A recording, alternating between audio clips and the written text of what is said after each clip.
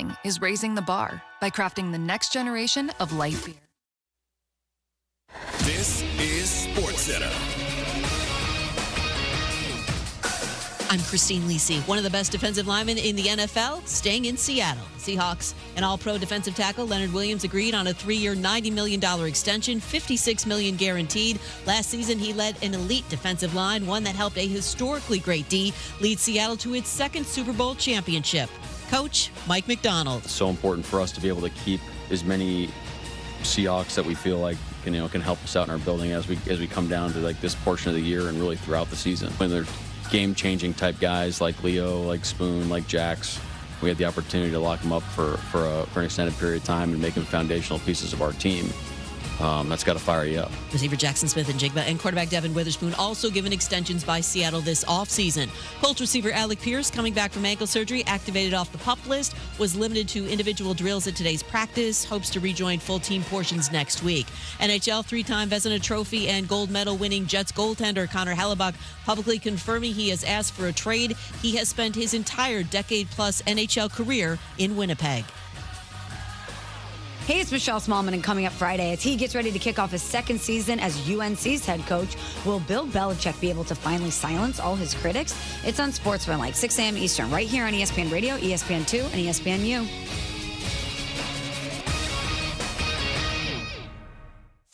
Matt Moscona. I'm very important. After further review. Say it one more time. After further review with Matt Moscona. And here we go. Live from the Raising Cane studio. Let's ride!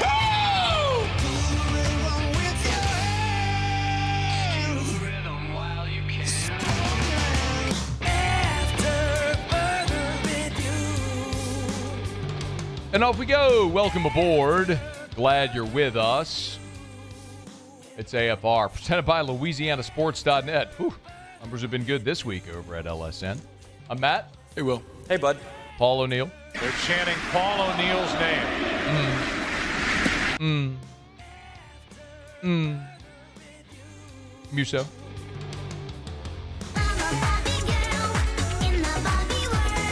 And Mr. Toby Tomplay.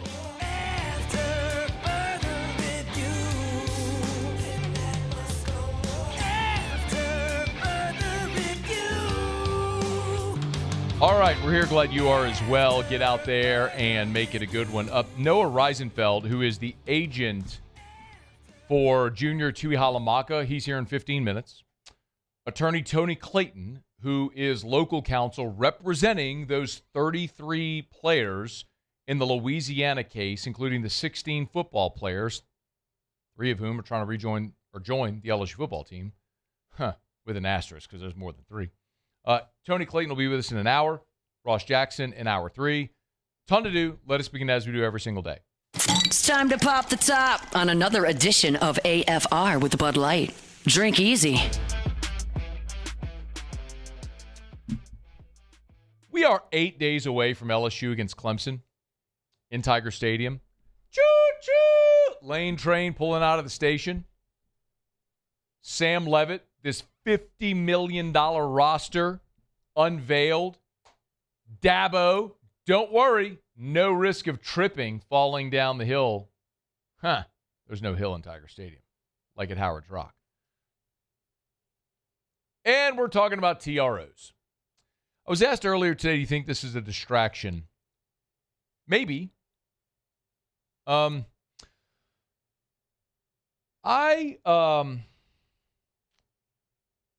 I think that Lane Kiffin actually is very, maybe one of the things he learned most from Nick Saban is how to be insular. Now, Lane Kiffin is very much focusing on the TROs, the injunctions, all that sort of stuff. When Nick was at LSU, a lot of staff members, and I know a lot of people on staff at the time when Nick was here, they called the football staff, they called it the Green Mile, jokingly. Like, once you showed up, you never got to leave. Coach Pete Jenkins, said the reason he retired, he said he ate every meal out of a styrofoam box. Said he was going to die. Like, it was relentless. They never had time off. And I think Lane maps similarly to Saban. When he was on social media, we saw Lane Kiffin posting pictures of the coffee pot at like 4:30 a.m. and leaving football ops at 10:30 at night. It's like, he said it. Most of his waking hours are spent there. He doesn't have a lot of work-life balance. That's what he does. And he expects that of his coaches and his staff. All that to say, if you're wondering if this is a distraction, I don't think it is. Genuinely, I don't. Because I think those people in football ops, if you walk over there, they are so inundated with the day-to-day of what's happening within that football program and getting ready to play Clemson. I don't think they're watching First Take to see what Mad Dog is saying or listening to AFR to see what I'm saying about TROs and all that crap. Lane's worried about it because he's maniacally obsessed with every detail within his program. So I genuinely don't think, for the players and the coaches and the people on the staff, I don't think all this is a distraction to them. Sincerely, I would tell you if I did. I do not think it is. But this is not going away.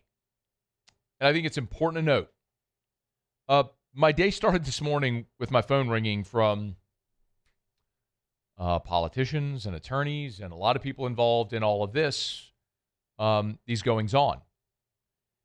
I did have a conversation this morning with Attorney Tony Clayton.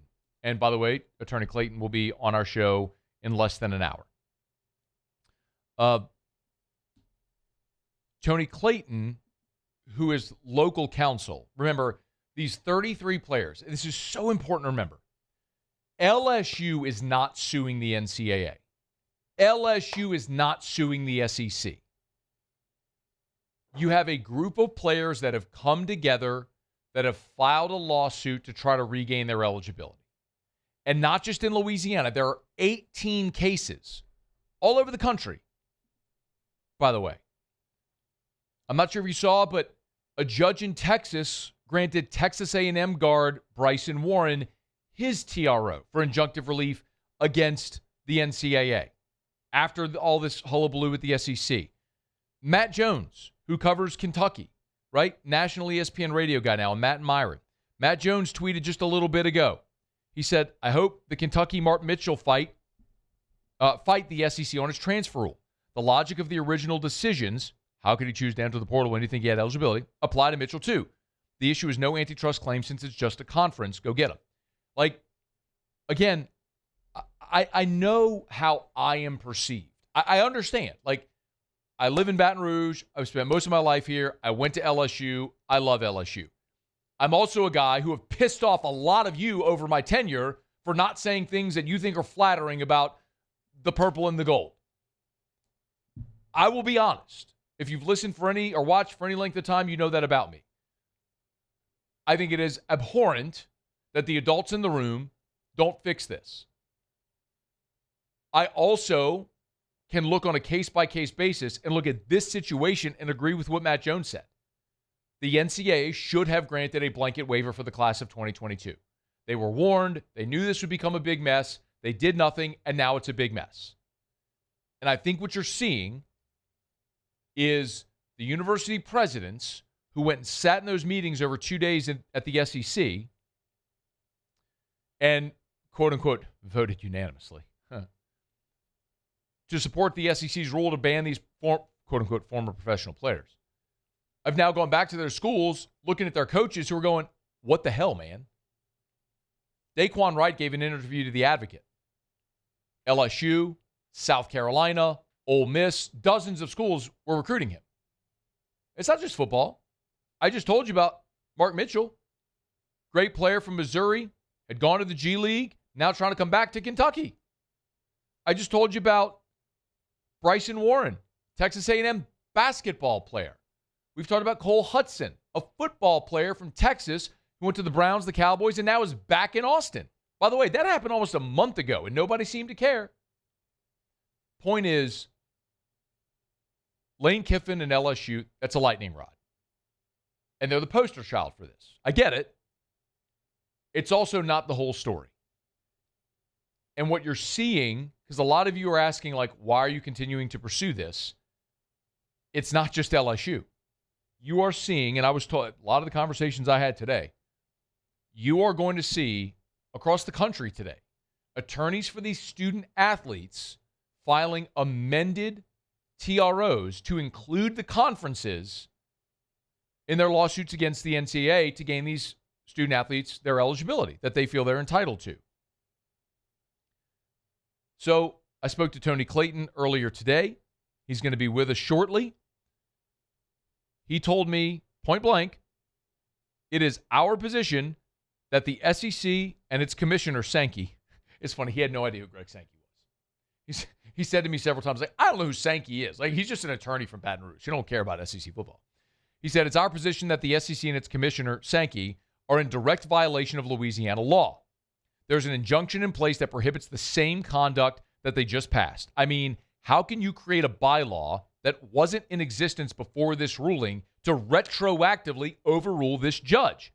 I think Sankey ought to be forced to come down here in Louisiana court and explain to us how he can overrule a Louisiana judge. It's violative of these players' rights. I represent these players, and they cannot come in here and retroactively bring a rule that will punish these kids. Clayton went on to say, we will test it. They believe that they are in the right, and I think there is a really good chance before I'm off air today, you might even see an amended TRO in the Louisiana case. Like today, before I'm off air, I'll ask Attorney Clayton when he's with us in 50 minutes. But an amended TRO to include the SEC. I know where some of you stand. You're getting a little anxious because kickoff's 8 days away. And you're like, is the juice worth the squeeze to piss off the SEC and all this? But what I'm here to tell you is, I think today the LSU contingent, these players, and obviously LSU leadership is supporting the players. Lane Kiffin, Wade Roos, I mean, we know that. They're feeling empowered because they're getting more support today. I just told you, like A&M, Kentucky, I mean, around the country, in Texas and Kentucky and Louisiana, the 18 lawsuits filed, more and more of them are stacking up where the attorneys are filing amendments to include the conferences on top of the NCAA. And the players are probably going to win, y'all. I'm going to go back to the thing I've said from the beginning. You may hate the optics of someone who put on a professional uniform and is coming back to college. And I don't disagree with you. Optically, that's awful. I would also argue that optically, after COVID, when there were guys who were seventh-year seniors, optics were terrible, but you understood it. There was a weird extenuating circumstance with COVID, and everybody got a free year. It's what the NCAA should have done with the class of 2022.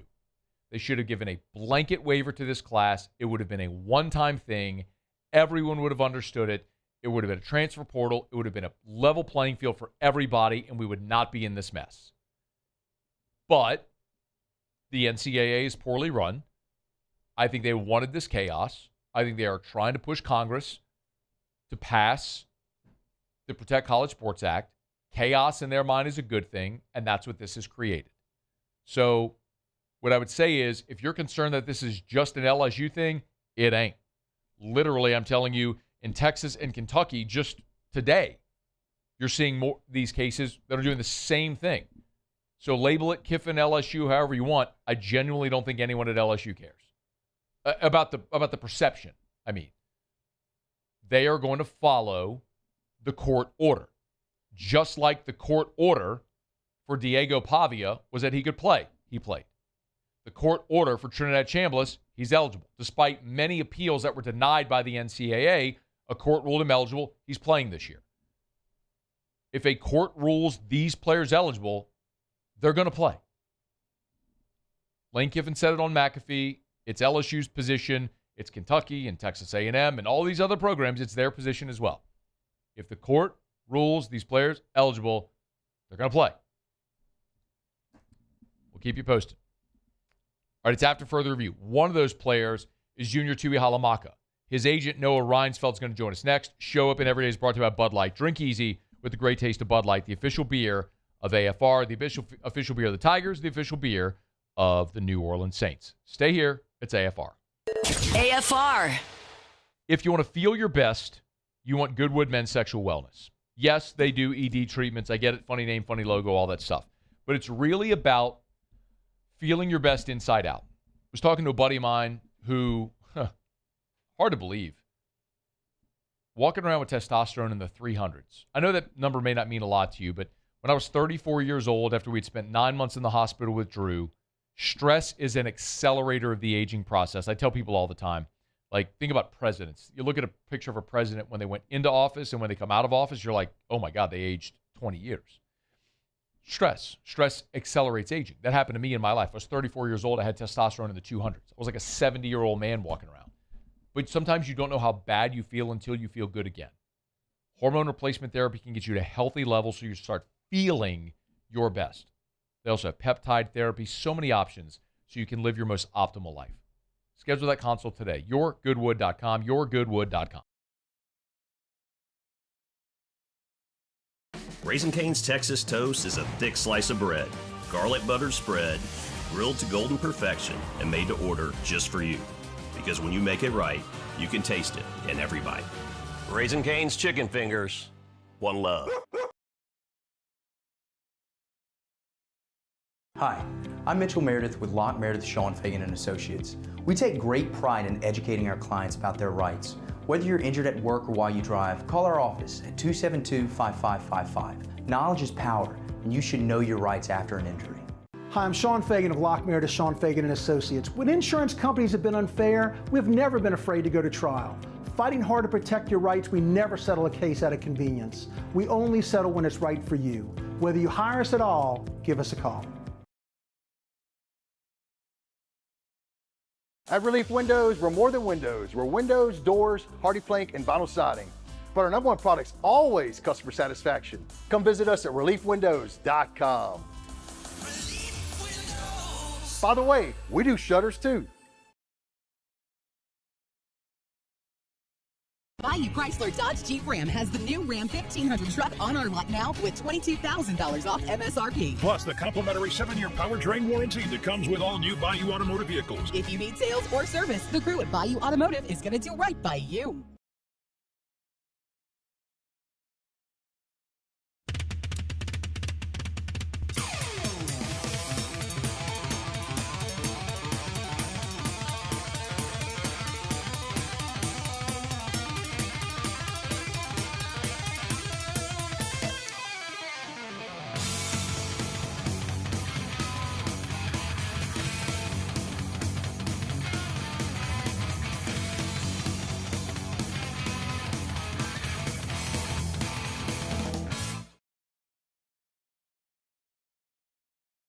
Hi, this is Beth Serena. Welcome to my pool.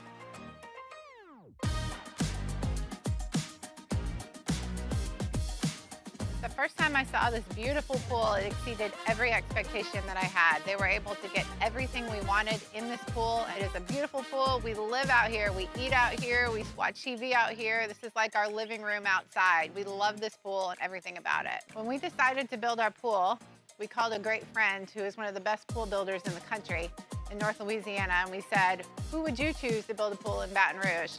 And without a hesitation, he told us Russell Pools. He said their history, tradition of great builds, great pools was unmatched. So of course, who did we call? Russell Pools. The advice I would give to anyone looking to build a pool is first call Russell Pools. They'll do an incredible job. It'll be incredibly organized. It'll be time efficient. You will have After further review with Matt Moscona.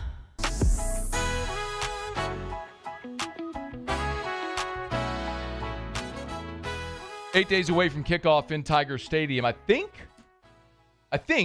it's a safe assumption that former Notre Dame Edge Junior Tuihalamaka will be donning the purple and gold. The guy will know is his agent, Noah Reisenfeld from 21 Sports and Entertainment. Good enough to join us for a couple of minutes. Noah, we appreciate a couple of minutes, man. Thank you. How are you? Good, man. Thanks so much for having me. It's my pleasure, and I sincerely appreciate the time. So let me just start with the very obvious one. Given what the SEC ruled a day ago, is it your assumption that Junior will be eligible to play for LSU a week from Saturday? Yeah, absolutely. So Junior and the university and I, we worked through the details, and he's going to be ready to go, and super excited and fired up for him to join the squad. And I think he's going to make an impact right away. That's great to hear. I know a lot of people here are excited. By the way, is he physically in Baton Rouge right now? Yes, he is. Yeah. Okay. He's ready to go, and like I said, I think gonna be able to make an impact right away. I think for him, it was a quick turnaround and a lot of things that needed to happen, and nothing but props to Billy Glasscock and the rest of the LSU sports staff for getting him there in a seamless transition. Noah, when did you begin representing Junior? Ironically, we had some communication before, all this stuff went down, and we were able to sync up at a time, necessary, and in order to make sure that this was something we could get done together, and we were able to do that. And so, I think the synergy we were able to create before we announced this decision to go to LSU really made it a amazing process for us. Pretty seamless and hurdle free. Okay, so no, I only asked just the timeline. So you weren't representing him like throughout his entire time at Notre Dame. No. Okay, we got him, in his later in his career. Sure. So the only reason I wanted that context is because like this feel right, like that waiver from the Colorado judge that I guess opened the door for all of this. It's only been 2.5, 3 weeks maybe, and so that's a really accelerated timeline. Can you just give us some background on Junior, like why he never signed with an NFL team or any of that stuff, just for context? Yeah, absolutely. So I think, obviously everybody goes through a different process when their school and their college careers are over.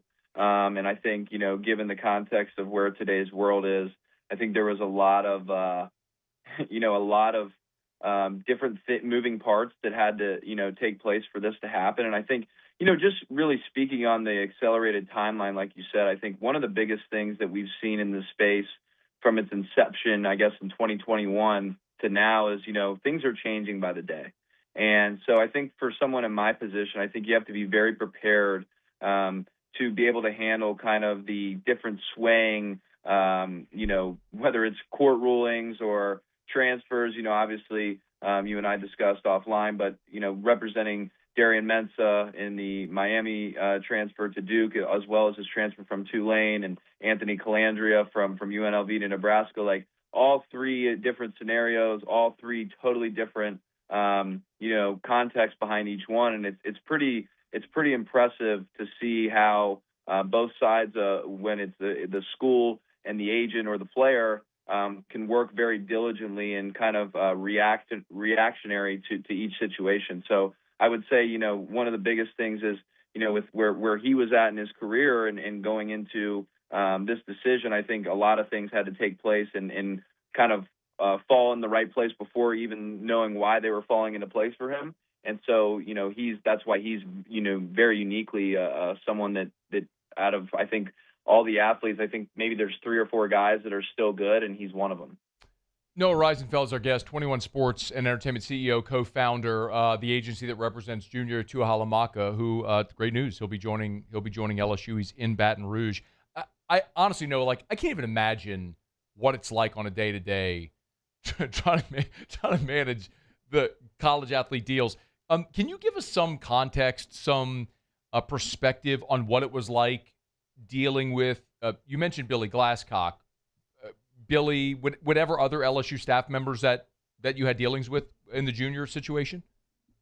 Yeah, well, I think, number one, just, Daniel Moskowitz, our attorney in-house, was essential to making sure that we got all the legal side stuff worked out on our end. And then just, working with my co-founder, Nick Galvin, and in back and forth with Billy, Billy was instrumental in making sure that this thing was seamless and on point. And I think, given the fast reactionary both sides had to have, I really think, everybody that played a part in getting this done really deserves a lot of credit, because this is really uncharted territories, like you said. Yeah. Were there other schools, or how many other schools were interested in Junior?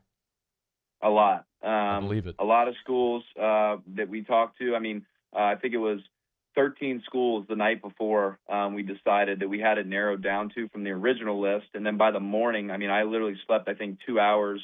And we actually got a documentary coming out in the next few weeks, once everything's up and running in terms of the season, that literally covers and something we're going to be doing on our media side that covers the whole thing, the 24-hour, 48-hour span of it all going down. So that'll be pretty cool for LSU fans to kind of look and see the behind the scenes and people all over. But ultimately, I think that we're going to be able to, really understand how we took it from 13 schools overnight to 7 in the morning, and then we had it narrowed down to really 3 at the end, and LSU really just was the perfect situation for a lot of reasons. I'm going to assume you're not going to be willing to name any other schools. I would love it if you did. But were there other SEC schools?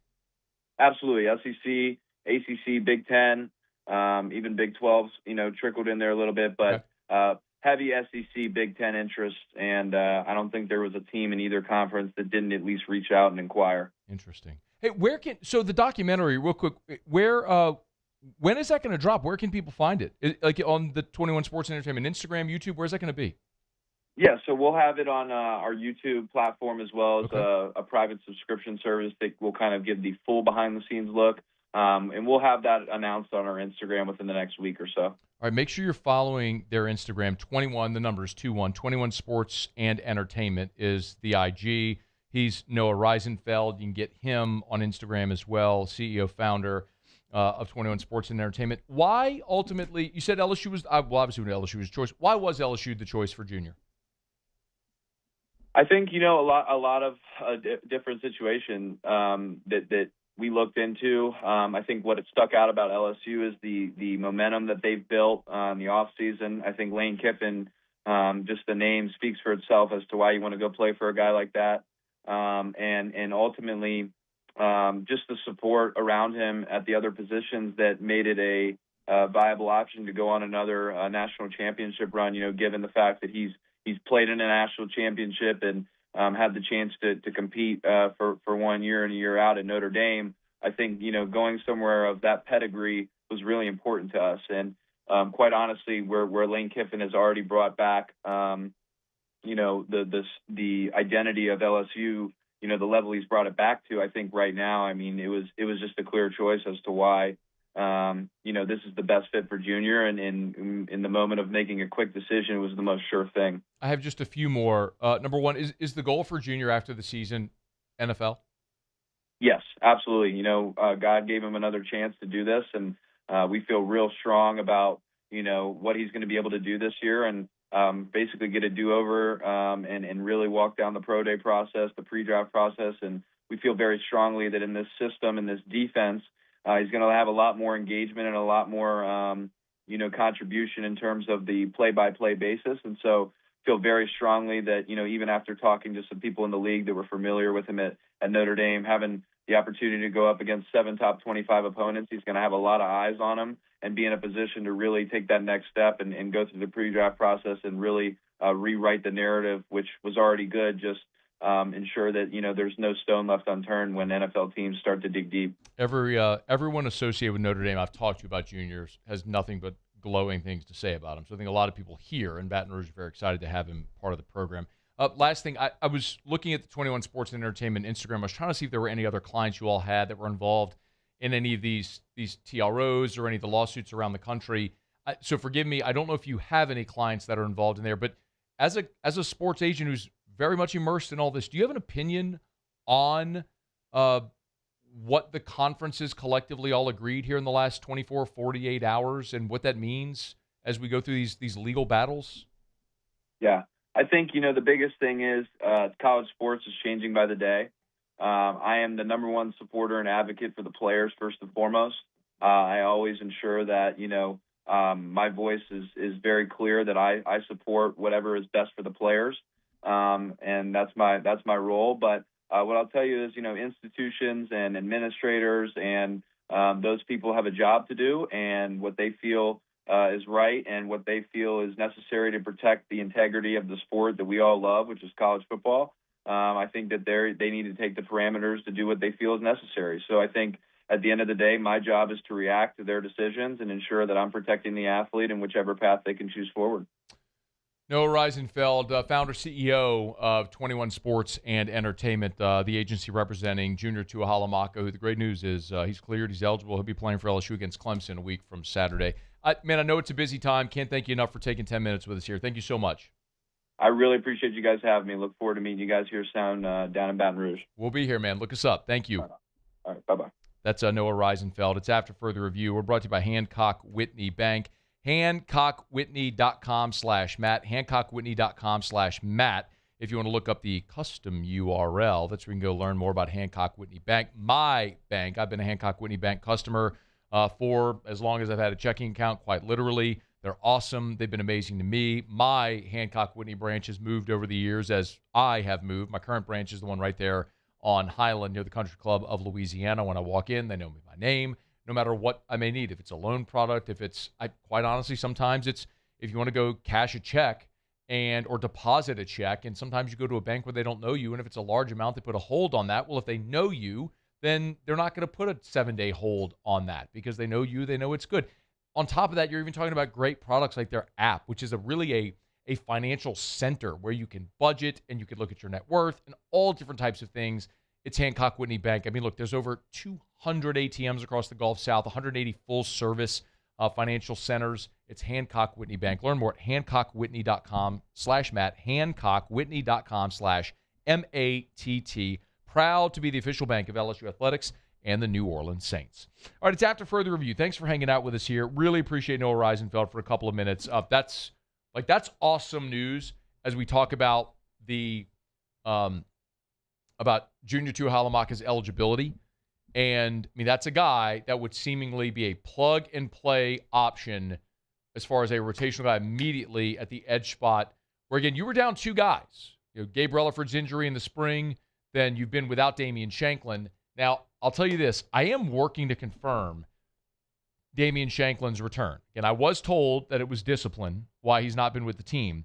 But Damian Shanklin did post on his Instagram story a day ago a photo of him in the LSU uniform, and the song on the story was YTB Fat, I'm Back. I don't know what that is, but like every other – do you know this song?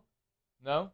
No, it's just the way you said it. YTB Fat. The way you said it, it was very obvious that you had no idea. How would you say it? No, like that, but probably exactly how you said it, because I don't know what that is. I'm a 44-year-old white guy. And that's the point. Who's right? not Eminem, by the way. It's one of those things like tell me you're a 44-year-old white guy without telling me. Like that's how it came off. It was funny. The song is I'm Back. So I sent that screenshot to, I don't know, a half a dozen people in the football program today.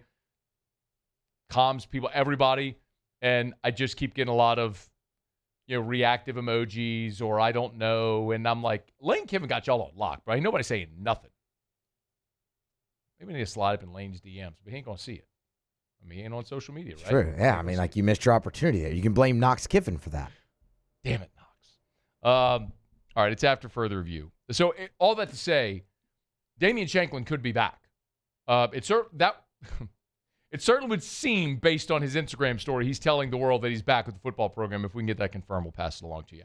I'm late. It's AFR. We'll go around the SEC next. AFR.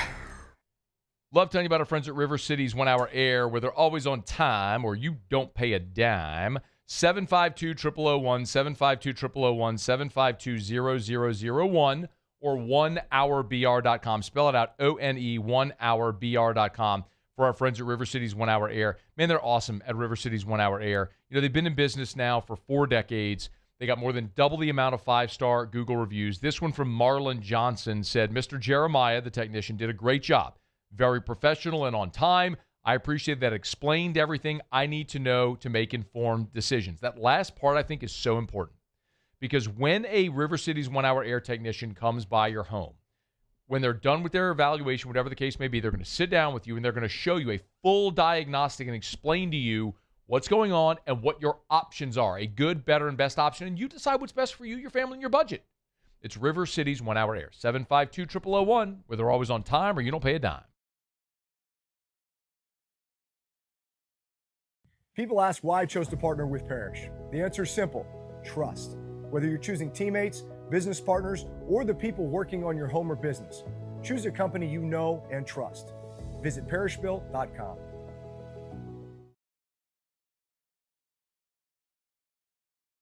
People think it's all about game day, but the real work happens in the off season. And we need a healthcare team that works as hard as we do. At FML Health, our Lay of the Lake, we take care of LSU football year-round. We trust the lake.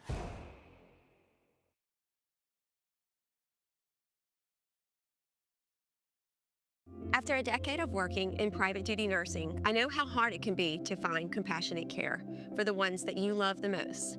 So I started Decision Critical, a premier concierge nursing agency, so we can take care of you wherever you are. Our highly skilled nurses provide exceptional care from the comfort of your own home with personalized packages for short-term, long-term, or even around-the-clock care. Visit us at decisioncriticalbr.com and give us a call today to get started.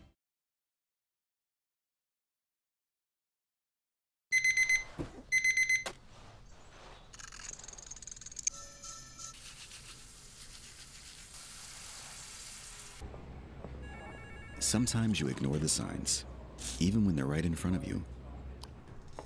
Problem gambling isn't always easy to spot. Know the signs. Set your limit. Learn more about healthy gambling habits by visiting us online or text or call for free confidential help now.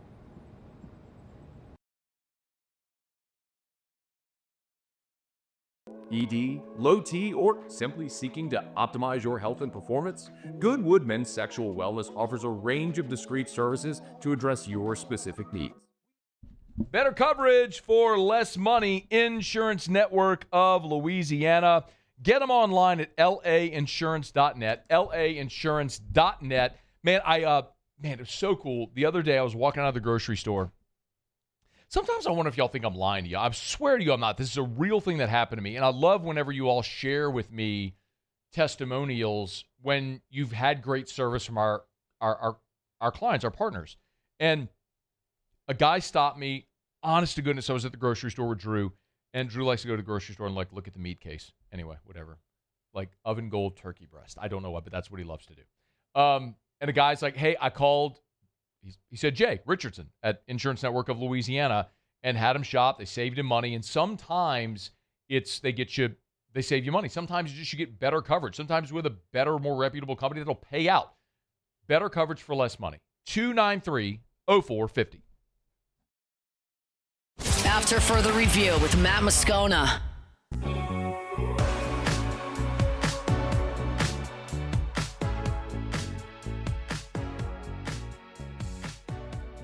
I mean,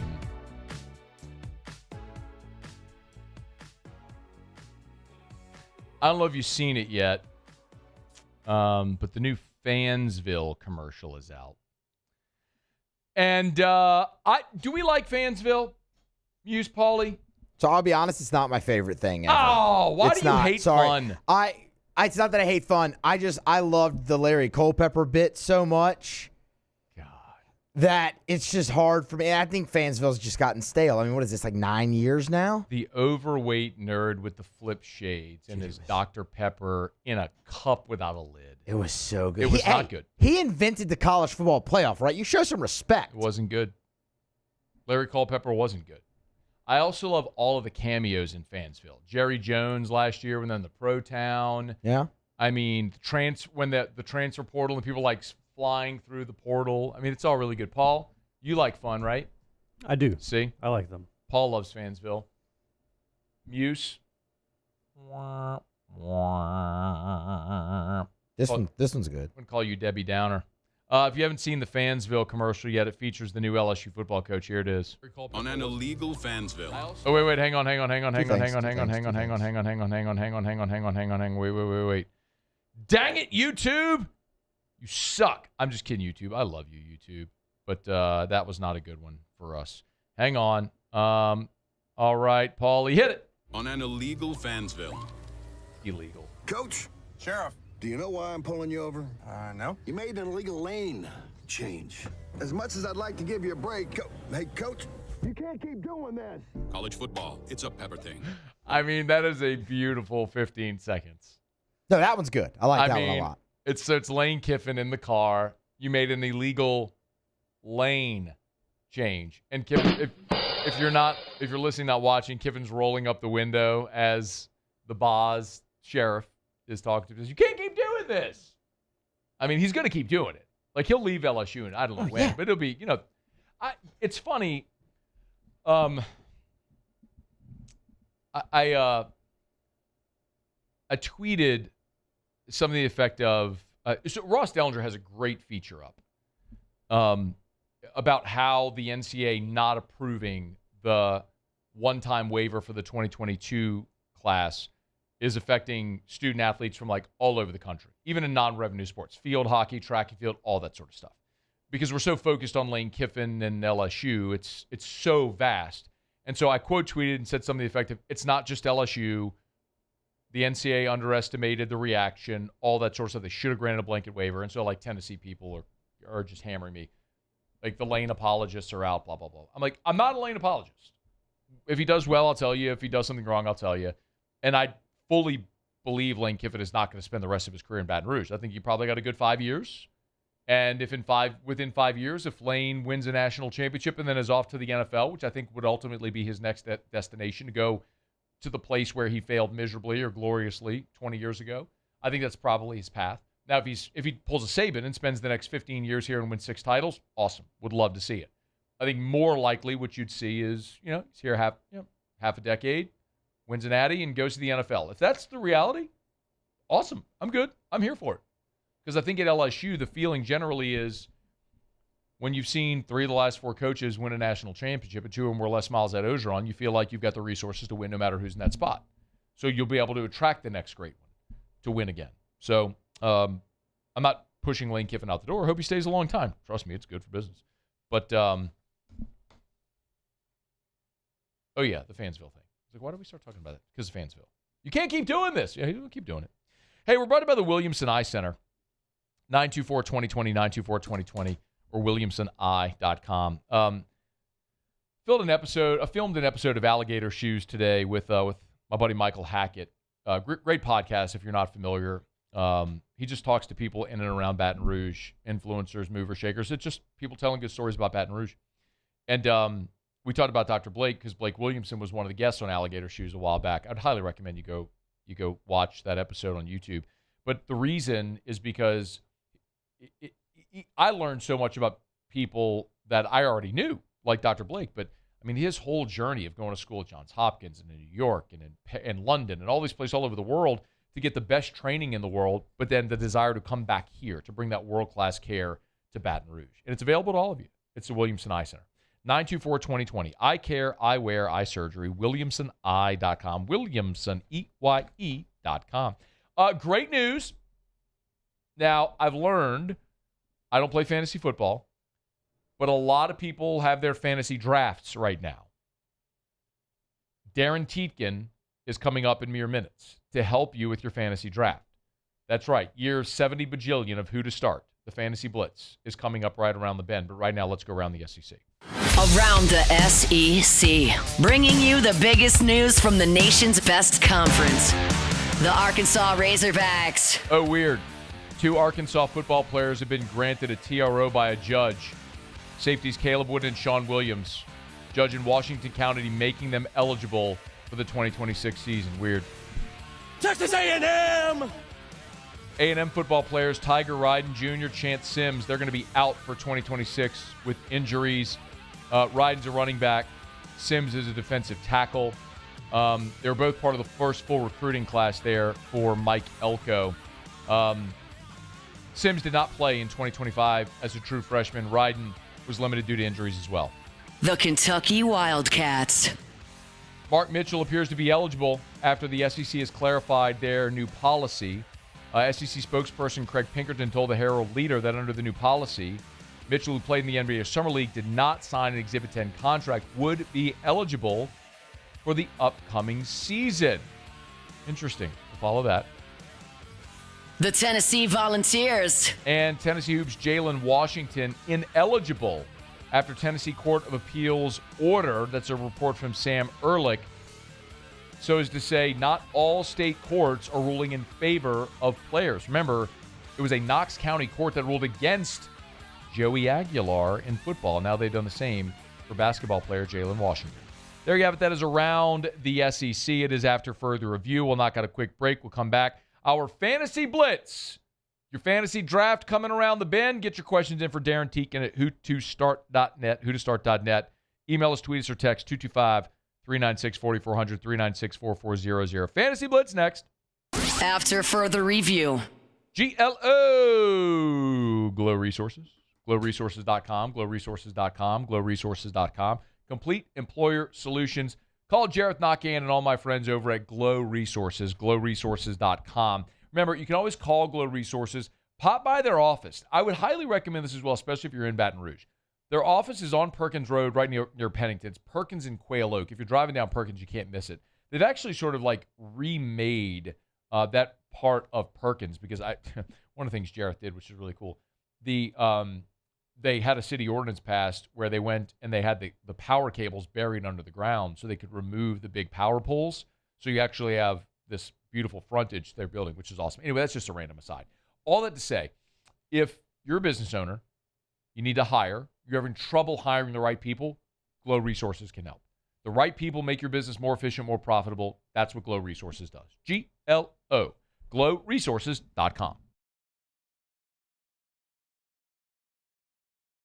When a capital project moves from planning to execution, downtime isn't an option. Who do you trust to deliver? River Parish Contractors has more than 500 employees, dedicated safety, quality, and project management teams, and 9 full-time estimators backed by a 36,000 square foot automated pipe and structural steel fabrication facility. We can deliver multi-million-dollar industrial construction projects on time and safely. Locally owned and headquartered in South Louisiana. We're River Parish Contractors, and we're built for bigger challenges. As a business owner, you're always focused on how you can improve the bottom line. Well, when was the last time you shopped your insurance coverage? Insurance Network of Louisiana can help. If you're a business owner, let my friends at Insurance Network of Louisiana see if they can find you better coverage for less money. They always offer exceptional customer service and partner with only the best providers. So check them out online today at lainsurance.net. Lock Meredith, Sean Fagan and Associates has won for our clients over $175 million over the decades, but our greatest success is our clients who have chosen and trusted us to help them. Whether you hire us at all, give us a call. You've got nothing to lose. Hi, I'm Sean Fagan. If you get injured, you could be staring at medical bills, repair costs, and lost income. Life can be turned upside down. At Lock Meredith, Sean Fagan and Associates, we'll work to turn your world right side up. Hire us, and like thousands of our clients, you'll be glad you did. I'm Billy Schmidt, and I've been with First American Bank for 13 years. I have a passion of getting to know customers, getting to know their journeys, getting to know their stories, and being a small part of that, and just continuing that, and taking those relationships and expanding out into the community, just to make First American a household name. And people look at us and say, hey, what's special about you guys? You're part of a family.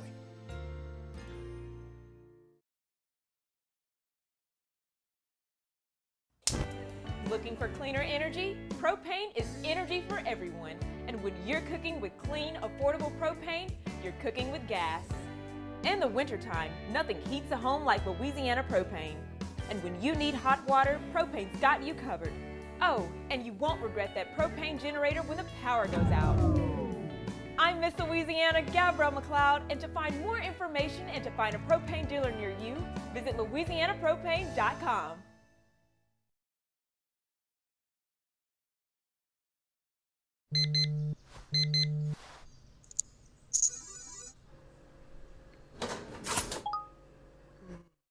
After further review with Matt Moscona. After further review, this is the Fantasy Football Blitz. Do you know who I am? Powered by whotostart.net. Who the hell are you? Whotostart.net. The Fantasy Football Blitz. This is the Fantasy Football Blitz. Powered by whotostart.net. What? Year 11 bajillion. Kicking off with Darren Teakin, whotostart.net.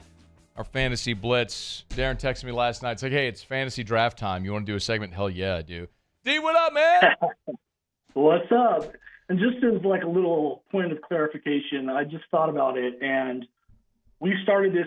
My daughter wasn't even born yet, and she's going to be driving in like a couple months.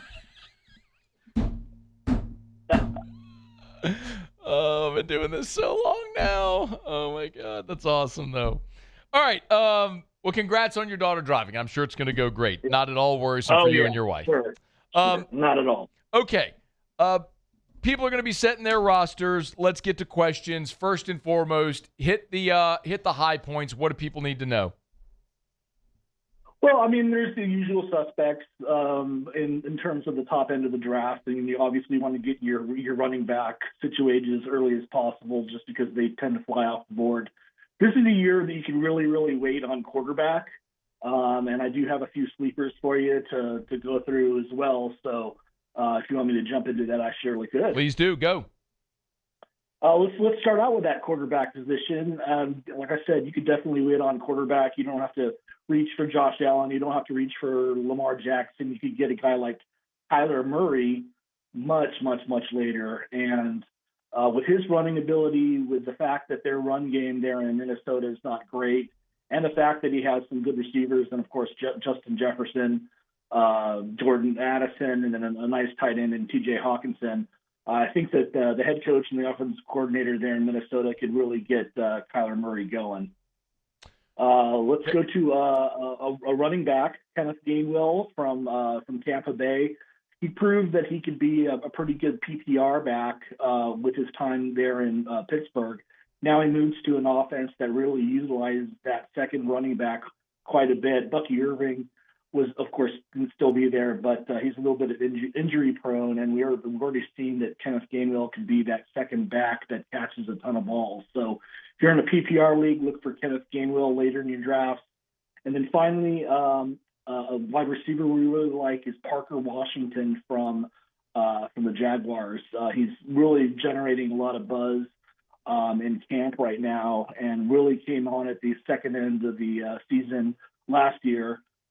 So what we're going to expect out of him is just continuation from that second half surge that he had. Really developed a relationship with Trevor Lawrence there, and we really like him to have a big year as well.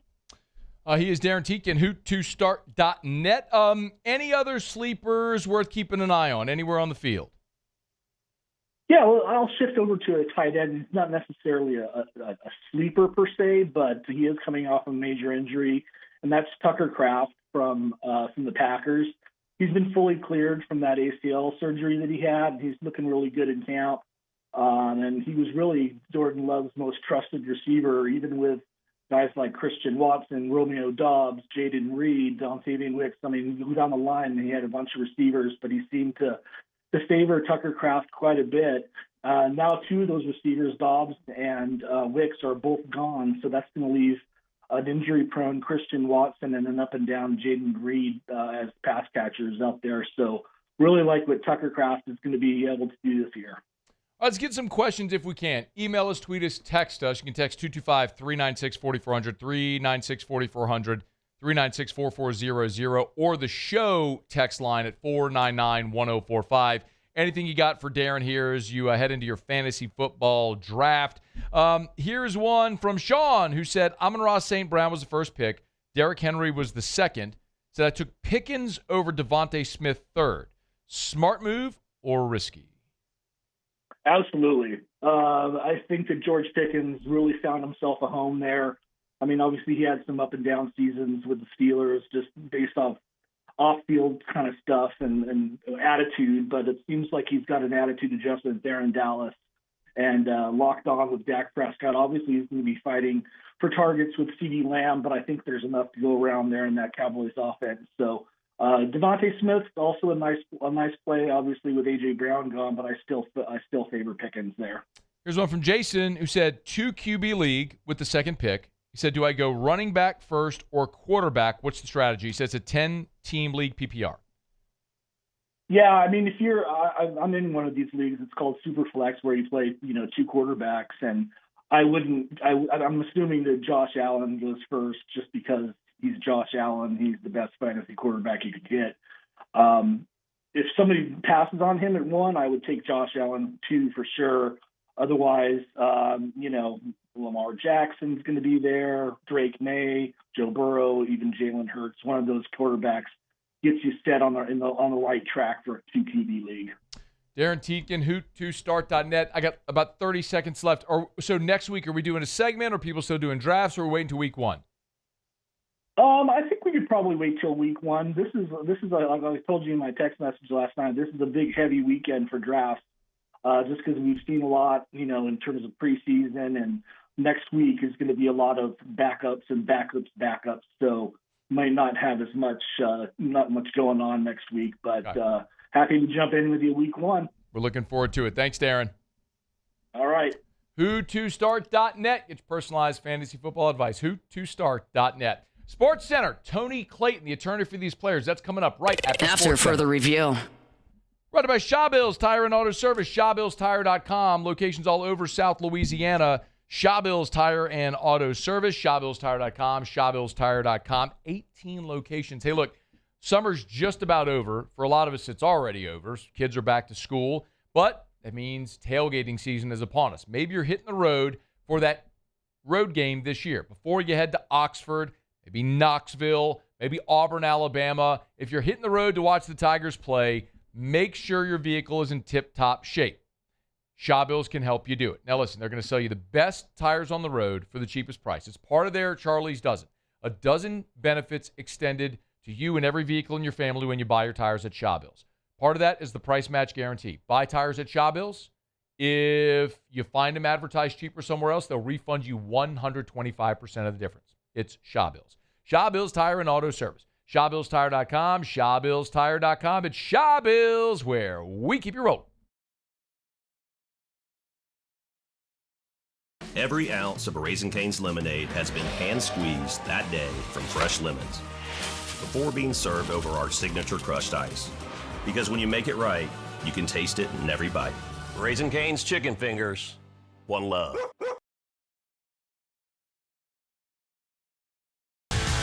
Eagle 98.1, the rock station. Home of the Woody Show in the morning. Scotty Mack with Rock at Work. Michelle Southern with Southern Rock. Home of LSU sports since 1998.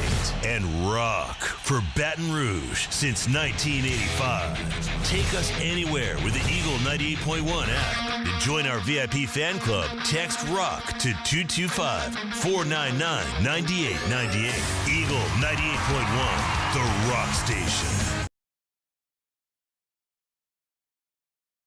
Community sailing is all about getting people in the New Orleans area out on boats, out on Lake Pontchartrain. Gulf Coast Bank helps us provide opportunities to get folks out who might not otherwise have the financial means to come sailing. Auctions in August is an online fundraiser that helps nonprofits like us service the community. Bidding through Auctions in August is a lot of fun because there's so many different items. There's something for everyone, so you're sure to find something that relates directly to you that you'll enjoy bidding on, and you get to help out the community. At Relief Windows, we're more than windows. We're windows, doors, hardy plank, and vinyl siding. But our number one product's always customer satisfaction. Come visit us at reliefwindows.com. By the way, we do shutters too. ED, low T, or simply seeking to optimize your health and performance? Goodwood Men's Sexual Wellness offers a range of discreet services to address your specific needs. We empower men to reclaim their health and confidence. Visit yourgoodwood.com. Jordan Faber here with some exciting news. Faber Automotive has officially arrived. We're proud to introduce your new hometown dealership, Faber Chevrolet GMC. That means more inventory, better deals, and the same great local team. Now backed by the trusted Faber family name. Whether you're shopping or servicing, you'll feel the difference from day one. Allow us the opportunity to earn your business. Fabry Chevrolet GMC. Visit us in St. Francisville or online at FabryChevrolet.com.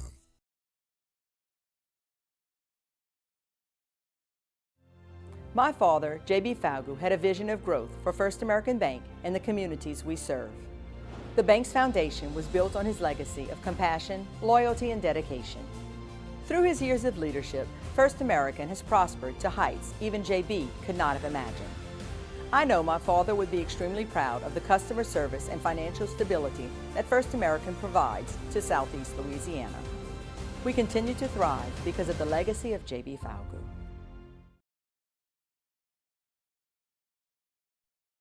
This is SportsCenter. I'm Christine Lisi. Packers running back Josh Jacobs charged with misdemeanor battery and misdemeanor criminal damage to property 3 months after he was arrested following a domestic violence incident at his home near Green Bay. He is subject to suspension by the NFL, which is conducting its own investigation. The defending Super Bowl champion Seahawks, signing one of their best defensive players to a massive extension, agreed with All-Pro defensive tackle Leonard Williams on a 3-year, $90 million extension. He is now one of the highest-paid defensive tackles in NFL history. Pat McAfee show host, Pat McAfee. So him being a 32-year-old getting $30 million a year in an extension, I think tells you what the Seattle Seahawks want to do. I think it tells you exactly how they feel about him. But I think it's a massive compliment to not only the way he plays, but the way he is as a Seattle Seahawk and what they want their team to be going forward culture-wise. Packers looking for tight end depth behind starter Tucker Kraft, signing veteran Jonnu Smith. Major League Baseball proposing a 3-week free agent signing window beginning in December as part of its plan to generate an off-season transaction frenzy similar to those in the NBA and NFL. If you run a small business, you've got to try Gusto. Get unlimited payroll runs and get your payroll taxes filed automatically. Offer health insurance, 401k, and more. Get started for free at gusto.com.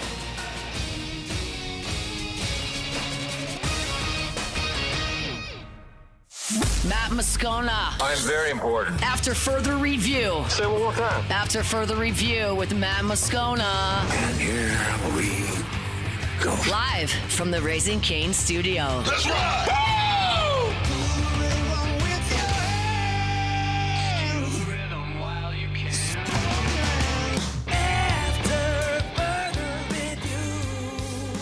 Hour 2, off we go.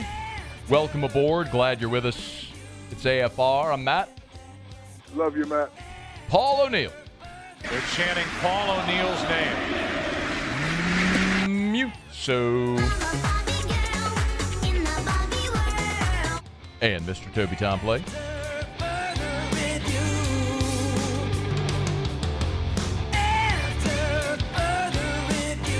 All right. We're here. Glad you are as well. Get out there, make it a good one. Ross Jackson in 1 hour from right now has got a Saints 53-man roster projection. We'll get to that in 1 hour. Attorney Tony Clayton is good enough to join us here for a few minutes as he is part of the local council that's representing those 33 athletes, including the 16 football players, in addition to R.J. Lewis, who on Monday of this week was granted his injunction to be eligible for the LSU basketball team, only to have the SEC and other conferences now enact rules that would seemingly make those players ineligible. Tony, we thank you for the time. How are you today? Fine. How are you, man? I'm doing Great. well. I know it's a busy time, so thanks for taking a couple of minutes. First, if I could just get a reaction after the temporary restraining orders were granted, making these players temporarily eligible. The SEC, the 4 power leagues, passed their rules, seemingly making them ineligible. What is your response to those new rules? It flies in the face of reality and common sense. And the bottom line, it flies in the face of the law. And here's why. You got to look at the circumstances of these young athletes. One, some of these folks were walk-ons. Some of them never really stepped foot on the field. But for the NCAA to sui sponte issue a ruling that they now are allowing 5 years so those kids can play their 5th year, then you totally are treating these folks arbitrarily and capricious by not allowing them to step back and finish their 5th year.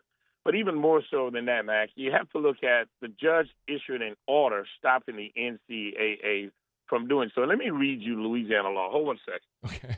I'm going to pull it up right quick. Here's the law. Okay.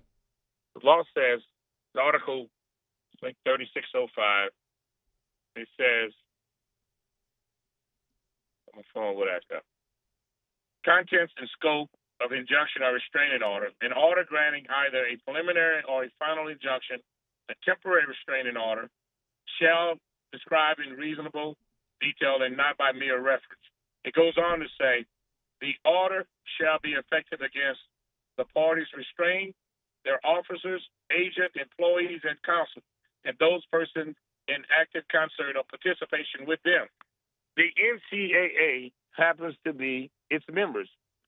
SEC, just all the football programs. That's the NCAA, as well as their employees, their agents, their school. You are enjoined from prohibiting these kids from being eligible to play ball. And for the courts to deny the NCAA or to stop them from stopping these kids from being eligible, the SEC turns around after the ruling and pass a bylaw that's to circumvent the court's ruling. That's so wrong. It's illegal, and it's flat out just contemptuous in the face of a court's ruling. I don't know how else to put it, Hank. That's just plain as it goes.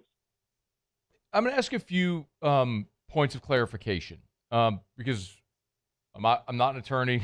I've talked to a lot of attorneys in the past week, so I feel like I'm getting a pretty good hang of this component. So the temporary restraining order that was issued last week, and just for you were part of that legal team, correct, with the Texas trial group as well, yes. Correct? Okay. Yes.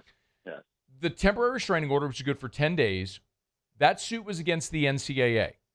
It is, based on what you just told me, it is your assertion that TRO enjoins the SEC as well, correct? Just so I'm getting that right. Yes, it does, because you're a member institution of the NCAA.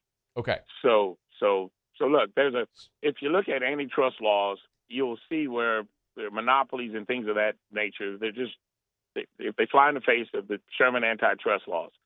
Well, there's also, when you break that law down, it's called cartels. So the schools can't take it upon themselves and act as a little cartel and still violate someone's rights.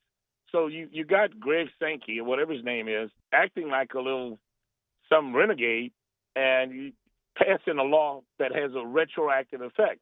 Imagine this. You're driving home, and you're driving 55 miles an hour, and then all of a sudden Greg Sankey in the SEC says, well, you can't pass 5 miles by LSU. I know that's retarded, or I've used that word, ridiculous, but you can't pass a retroactive bylaw that affects folks. Now, they can do it next year, but you can't do it now. Right.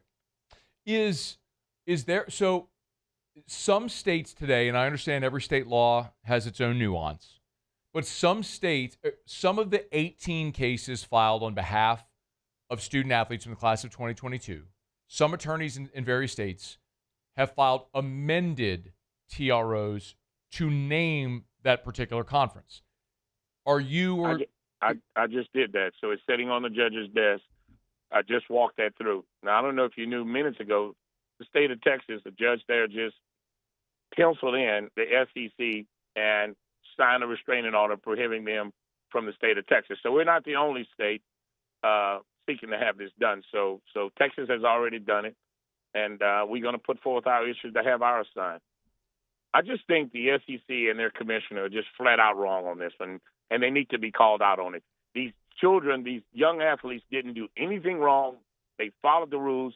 And if you tie it back to my injunction that we got earlier this week for R.J. Louise, there are 91 pro players that played in the pros overseas, 91, and they're now playing for college. And you got a kid like Louise who didn't play one pro game. He stepped his toe in the water at the G League, and you're going to ban him. And I had the NCAA guy, we had him on cross-examination, and I asked him, I said, how do you treat an American citizen and stop that kid from playing for college over here when you let 91 folks from overseas? And he kind of got trapped up on that. I said, you can't discriminate against our Americans and let the pros from over there. I even put in a document where this player from over there was paid a ton of money in the pro league over there. One of them, 852 games in the pros over there. But they've just infiltrated our colleges, and they can play, but you can't let our American citizens play. Something's wrong with that. And I'm going to stand up 10 down on it every time. Attorney Tony Clayton is with us. So you mentioned that you just filed an amended. I want to make sure I have the verbiage correctly. An amended TRO, or Yes. okay. So I just added the SEC and Mr. Greg Stansky, whatever his name is. I added him into it to prohibit him from, or them, the whole SEC, from passing any bylaws that would prohibit these kids from being eligible. was anybody else named, or just the league and Greg Sankey? The league and Greg Sankey. That's it. Okay. Now, on Monday, the 33 student athletes, including the 16 football players, are scheduled to have a temporary injunctive hearing in front of Judge Will Jordan. By the way, is that who you filed the amended TRO with Judge Jordan? It's filed, yes. I don't think he has signed it yet. I don't know if it's gotten to his desk. I don't know. I had a runner do it. But we moved it to September the 3rd, so the court date's going to be September the 3rd because my co-counsel from the Texas firm, so we've had it pushed to September 3rd. Okay, so not Monday. It'll be September 3rd instead. So that's Wednesday? Is that right? I don't have my calendar, but I think it's Thursday. Yeah, Thursday. Forgive me. It's Thursday. Okay, so it's been moved to September the 3rd. But do you know? And again, this is just me not understanding legal procedure. Is it safe to assume that Judge Jordan would sign that TRO today, or could it be tomorrow? When would we have an answer on that? That's totally up to the judge. I cannot invade his privacy. That's on him. Okay. So he has to read it, and if it meets his satisfaction, he'll sign it, and then we'll take it from there. So on September the 3rd, when the preliminary injunction hearing has been moved to, that's when obviously the NCAA, and in this instance, I guess the SEC, would also have their opportunity to state their case. Right. So we'll meet up and we'll have a little miniature trial. And if we can show that we will succeed, that it's highly likely that we will succeed on the merits, which is what we were able to prove with the R.G. Louise case, then we move forward to have a full-blown mini trial and seek a permanent injunction that would permanently enjoin the NCAA and the SEC. So I believe, and I only did it just as a belt and suspenders type move, I believe the articles on injunction prohibits the SEC and its commissioner from doing it. So whether or not I amended it or not, my argument was going to be, hey, you're an officer, you're a member, you're a agent, you are the NCAA. You are the one that has been enjoined, the NCAA as well as all of its affiliate schools. But to come in the back door and say, well, they may have blocked the NCAA, but they're not going to block us.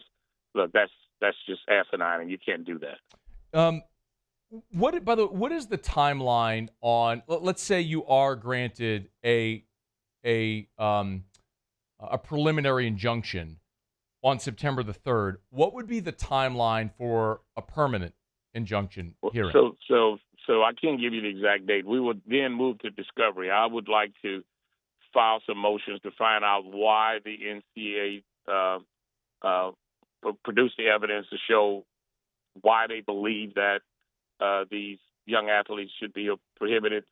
I have a bunch of discovery requests on the SEC, and I want to depose Mr. Greg Sankey and ask him, under what authority that he just popped up and defied a court order in Louisiana under the guise that because he's the SEC commissioner. Look, but I want this known. I've been reading some of these, whatever you call those comments.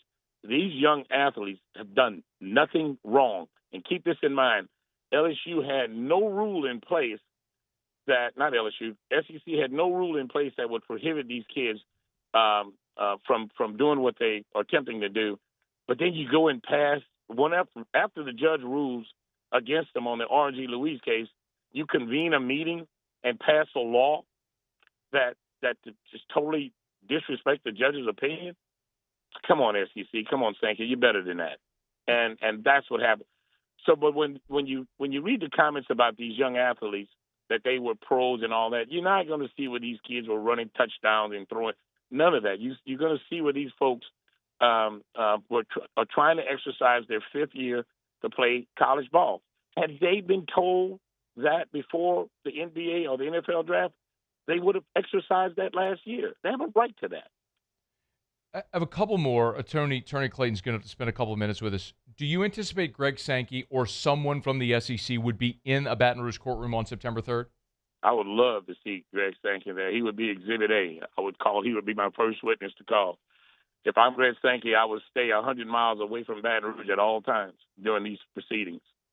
Does the this is, again, just my ignorance. Does someone from the SEC, would they be required to be in court for that hearing on the 3rd? So you can take the evidence by affidavits or in person. We plan to have some of our folks there in person, but, I mean, they can do it either way. I suspect that they will. The NCAA on the R.G. Louise case earlier this week or last week, they had the chief compliance officer there, and we cross-examined him. So his testimony is locked down.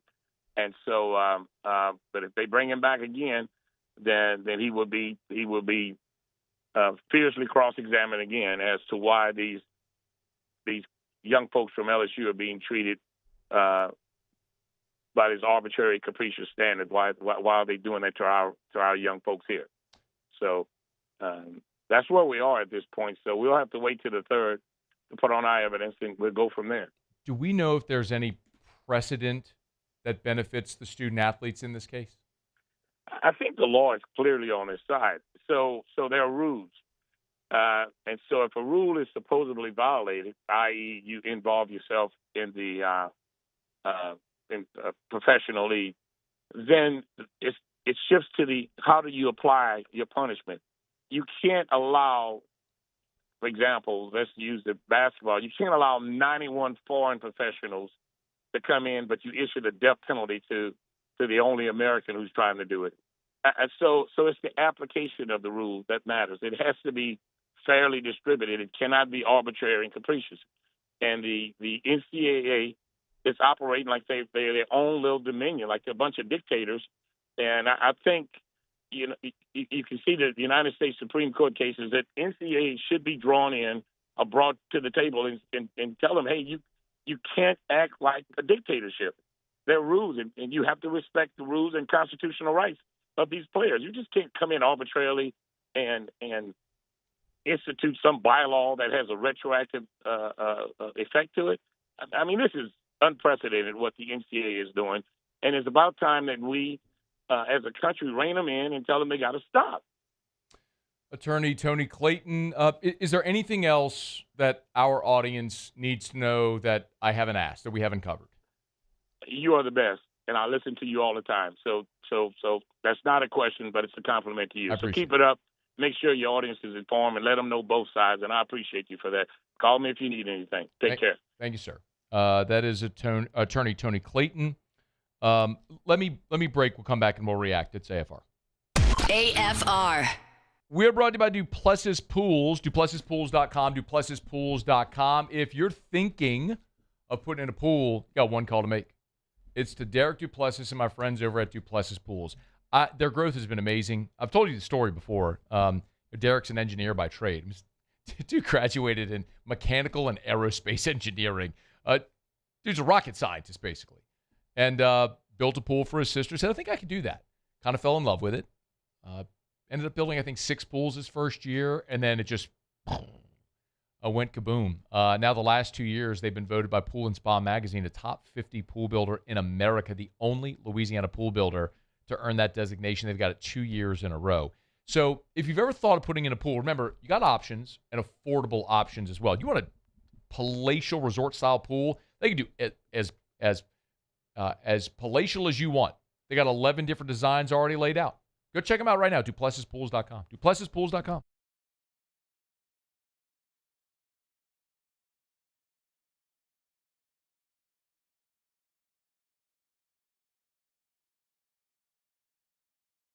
As a business owner, you're always focused on how you can improve the bottom line. Well, when was the last time you shopped your insurance coverage?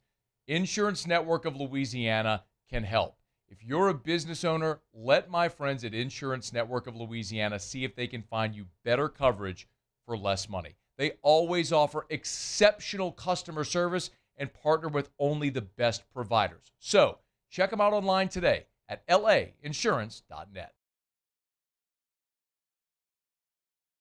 Are you ready for an internet experience that actually keeps up with you? Then you're ready to step into a new kind of reliability with RevFiber. When your internet works, the possibilities open up, and suddenly everything feels more connected, just the way it should be. Seamless enough to keep up with every swipe and every click, anywhere you are. So leave the buffering behind. 100% fiber, 0% runaround, where support is still personal. RevFiber. Visit revfiber.com. Hi, this is Beth Serena. Welcome to my pool.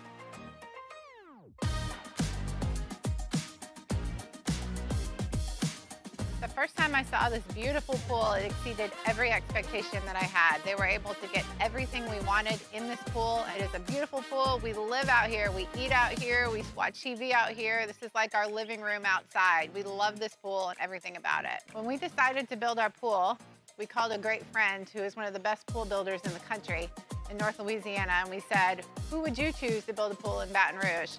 And without a hesitation, he told us Russell Pools. He said their history, tradition of great builds. Parish Contractors, rpcontractors.com. That's where you can get them online, rpcontractors.com. And I love telling you about River Parish Contractors because it really has been my pleasure to get to know so many of my friends over at River Parish Contractors. We had a chance to talk to Big Jake. Ronnie's become a good friend over there. I mean, Chad, Luke, Trey, Josh, Darren, Drew, the whole crew that I've gotten to know over at River Parish Contractors are awesome. When you see their operation, get to know them, you understand why they've been in business since 2001 and not just been in business for a quarter century, but they are thriving. It's pretty remarkable. They've had record-setting Q1, Q2, and they're on pace for a record-setting Q3 as well. All their work from Baton Rouge to Chalmette. So you're home every night. Like they work here. They're not interested in working in California or San Antonio. They're here. It's River Parish Contractors. rpcontractors.com. After further review with Matt Moscona.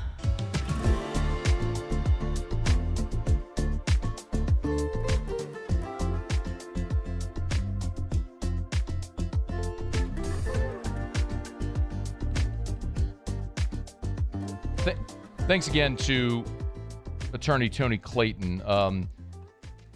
He and I had a conversation this morning, and we had a report up at louisianasports.net, which you can go read, where he, in no uncertain terms, their feeling was that the SEC and Greg Sankey were violating Louisiana law with the rule they passed a day ago. And they're taking it a step further. You know, I'm really so I'm in a weird spot here. Just very, very candidly, because I'm walking down two divergent paths simultaneously. One is, as a sports talk guy, my job is to give you opinions, and I feel like I do that all the time. I've never shied away from giving you an opinion, whether you like it or not. The other part is this weird, ever since we launched louisianasports.net, I'm kind of in this weird reporter role as well, which is my background. I mean, I went to J school, and I did news for about 5 years before I ever got into sports, and so I have a background in it, and I've been fortunate enough to cultivate a lot of really good relationships over 20 years covering LSU, and I'm in a position to do this. So I can understand for the audience, for you, it might be odd sometimes to discern, like, am I giving you an opinion or am I reporting something? So I'm going to do my best to be very clear when I'm doing one or the other. When I have Tony Clayton on the show, my job is like reporting facts of what's going on right now. And there's a few very pertinent things that he said. So keep in mind, the original case, again, people saying LSU's not suing anybody. LSU is not suing the NCAA. LSU is not suing the SEC. You have a group of players who their careers came to an end, rules changed, they're trying to get a year of eligibility back. It's that simple. And all over the country, you've seen cases pop up. There's 18 cases right now in various states involving some 200 athletes. And one of them happens to be in Baton Rouge with 33 athletes involved. And obviously, LSU and Lane Kiffin are a lightning rod, so that's sort of been the thing that everybody's talked about. Never mind the fact that Cole Hudson, the offensive lineman from Texas, I believe it was August the 6th, filed for his temporary restraining order to rejoin Texas. Nobody talked about that. When it's Lane Kiffin trying to get a kid from Ole Miss, it's headline news. So I get that. But the things that are important to note here, the players are suing, and they were suing the NCAA. And so the TRO made them eligible. Well, the SEC came in and said, no, you're not. And so the question is, which holds? Well, the restraining order is against the NCAA, not the SEC. So what Tony Clayton did today, effectively, was went to a Baton Rouge court to Judge Will Jordan, and he issued an amended TRO to include the SEC. So now that lawsuit is against the NCAA and names the SEC and Greg Sankey specifically, is what he said. So if Judge Jordan, signs that temporary restraining order, then those players are eligible against the NCAA rule and SEC rule. And then they'll go to court, which was supposed to be on Monday. He told us it's now been moved to September the 3rd. That's Thursday. If in court on Thursday, Judge Jordan awards them a preliminary injunction, then they're eligible. All of those players are eligible. Daquan Wright, Xavier Harris, all of them.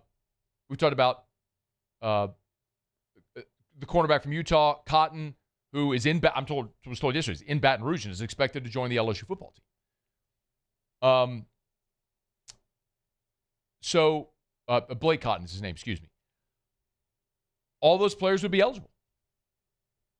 And so then the next step would be a permanent injunction. Well, that wouldn't happen for months. It would be after the season. So all that to say, like, this is coming to a head on Thursday. Thursday, they'll be in court. Now, that's provided Judge Will Jordan signs the TRO today, which I'm assuming he will. The little bit, again, I'm not an attorney, but Lord knows I've had enough conversations with enough attorneys over the last 2 weeks to last my life. And I'll be very happy. I have a lot of friends who are attorneys. My dad's an attorney, but I'd be very happy to never have to do this again. Which I know is obviously not going to happen, but it would, if Will Jordan signs that TRO today, which it sounds like he will, because this is just to suggest there's enough evidence that you have a case. And then on Thursday, with the preliminary injunction, the NCAA would have, and in this case, the NCAA and the SEC would have their opportunity to tell their side of the case to block that injunction. If the judge awards it, players are eligible. And likely you wouldn't have the permanent hearing, permanent injunction hearing until after the season. So they'd be able to play. Now, if on Thursday the judge says, nope, denied, then I guess it's over, unless if they have an appeal. But I'll go back to the thing that I've said all along. These players have the most to lose and the most to gain by playing. If you are Daquan Wright, you do not have a path to the NFL anymore. Remove the emotion of LSU. I keep bringing this up because it's just the most obvious example, which is Trinidad Chambliss. Trinidad Chambliss applied for a medical hardship and was denied. He appealed, was denied, appealed again, was denied. The NCAA kept denying Trinidad Chambliss his medical hardship, his 6th year, because it's an embellished story. The guy had a cough or tonsillitis or something. That didn't cost him a season. He didn't play because he wasn't good enough to play that year at Ferris State. So he took a red shirt. But that dude stood to make $6 million, and Ole Miss wants to win football games, and they're better with Trinidad Chambliss, so they went to court. And the court ruled in favor of Chambliss. And so Chambliss is going to play under a court order, not under NCAA or SEC rules, under a court order. That's effectively what's happening here. So the point, and again, I'm not being a shill, I'm just explaining. The point that all of the LSU contingent keeps making when they say we're going to follow the court order. You heard Lane Kiffin on McAfee say you don't get to pick and choose which court orders you follow. That's the point he's making. If a court rules these players eligible, why is that different than Chambliss or Diego Pavia or any of the hundreds of players across different sports that have played and gained eligibility under court order? That's the point. That is the argument they're making. Now, the flip side of that, which is what I hear most commonly from you, the fan, the audience, is, man, is the juice worth the squeeze? Like you're 8 days from kickoff against Clemson, and we're sitting here, or 9 days, and whatever it is.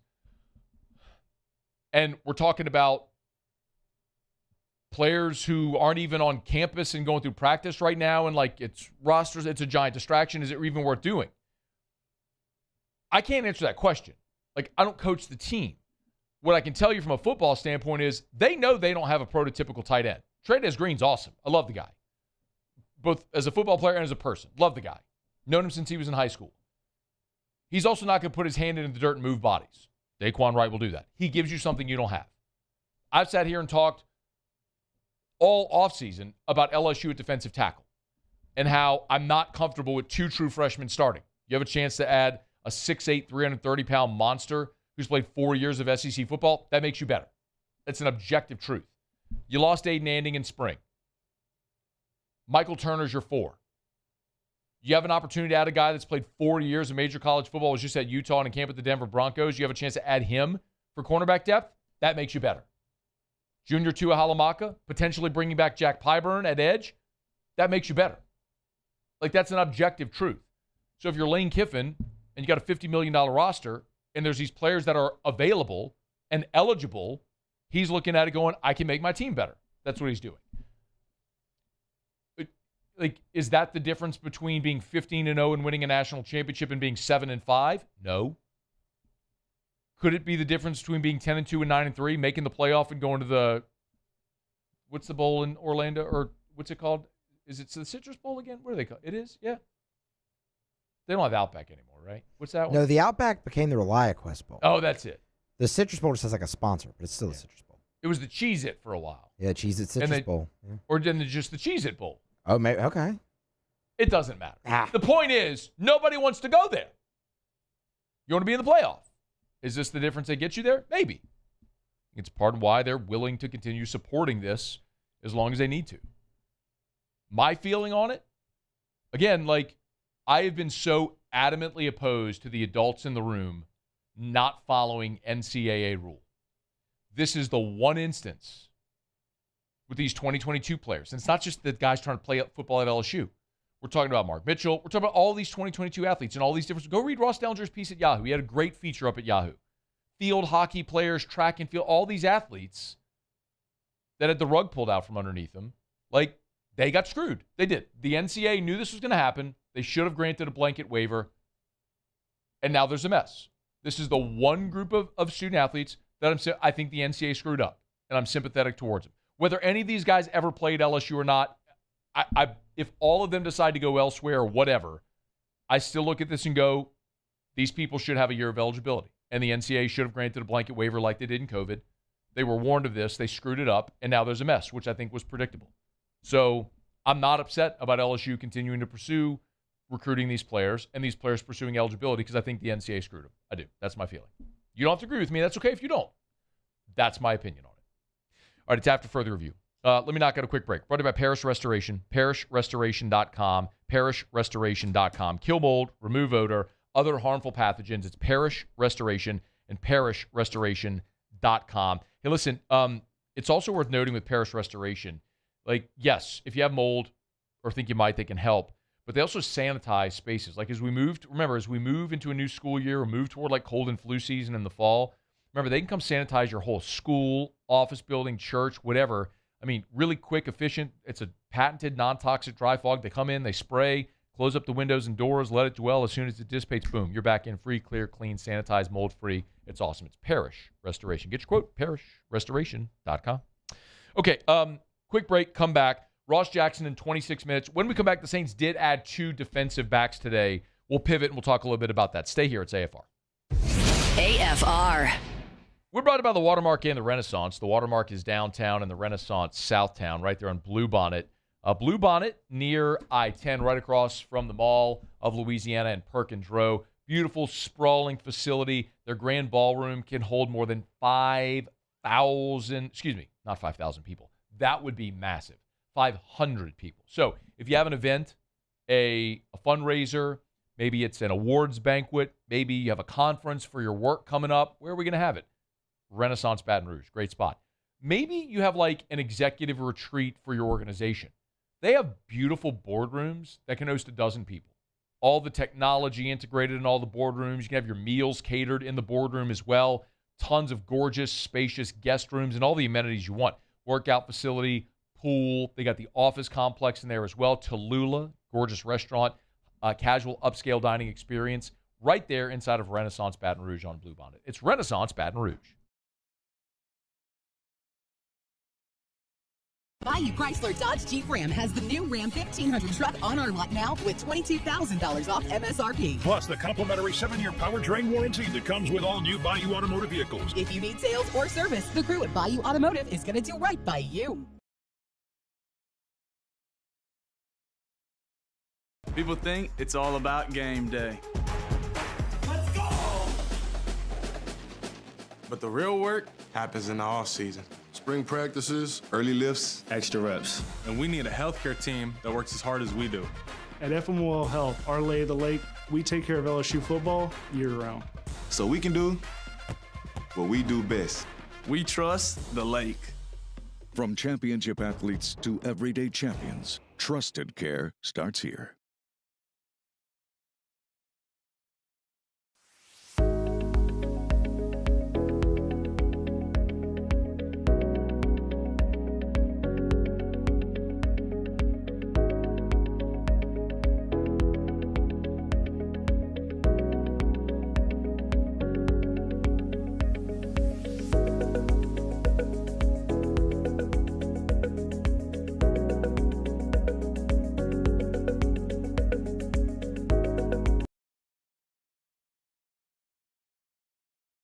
Looking for cleaner energy?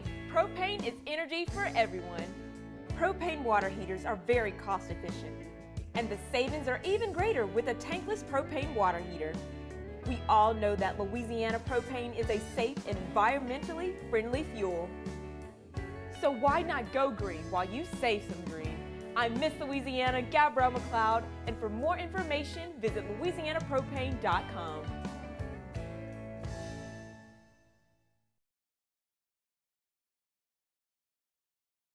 The experts at Hood Dental Care want you smiling bigger and healthier than ever.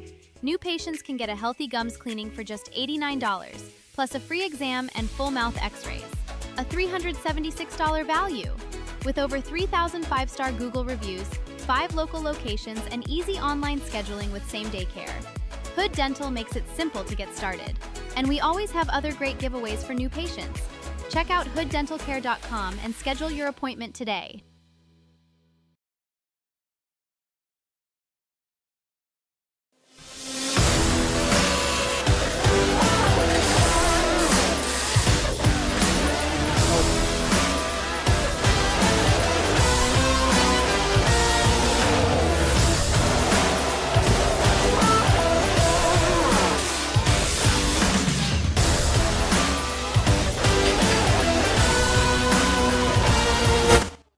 After further review with Matt Moscona.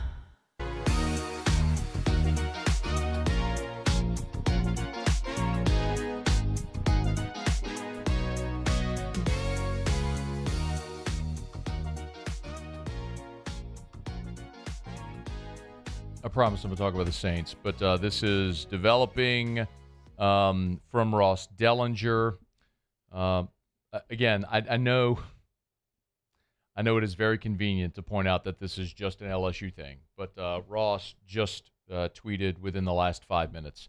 A Dallas judge has granted a TRO today for several college athletes, granting them an additional year of eligibility. The TRA names the NCAA, SEC, and Commissioner Greg Sankey as defendants. So now this is a Texas court, state court, that has granted a TRO against not only the SEC, the NCAA, but also the SEC and Greg Sankey. That is the same defendants in the updated TRO that Attorney Tony Clayton submitted today to Judge Will Jordan. We're waiting to see if it's signed. If I do, in fact, get that before we go off air, we'll let you know. There was another sort of interesting comment today from this was a question from Julie on the text line. Julie said she noted that the College Football Playoff Committee is considering banning any school that plays these players from the playoff, and there's nothing the law can do about that. So that's not exactly true, Julie. What I would assume would happen, given the little scope that I have knowledge of this, is if it came to that, well then the very natural extension would be you go then file another amended restraining order and you include the college football playoff. Effectively, if there's a very basic, simplistic way they're going to try to explain this, and I hope I'm doing a good job of it, the judicial system overrides the SEC, the NCAA, the college football playoff. Like, you can't break the law. And so understand that's what this is. A judge is saying by law these players are eligible. So if you try to make them ineligible or punish them, then you're breaking the law. Maybe that's the most simplistic way that I could say it. So if the college football playoff tried to do that when the schools are playing players that are eligible by law, as silly as it sounds, and I trust me, I get it. I would rather be talking about how Blake Baker's defense is going to attack Christopher Vizina in 8 days, okay, than this. But this is the reality of where we are.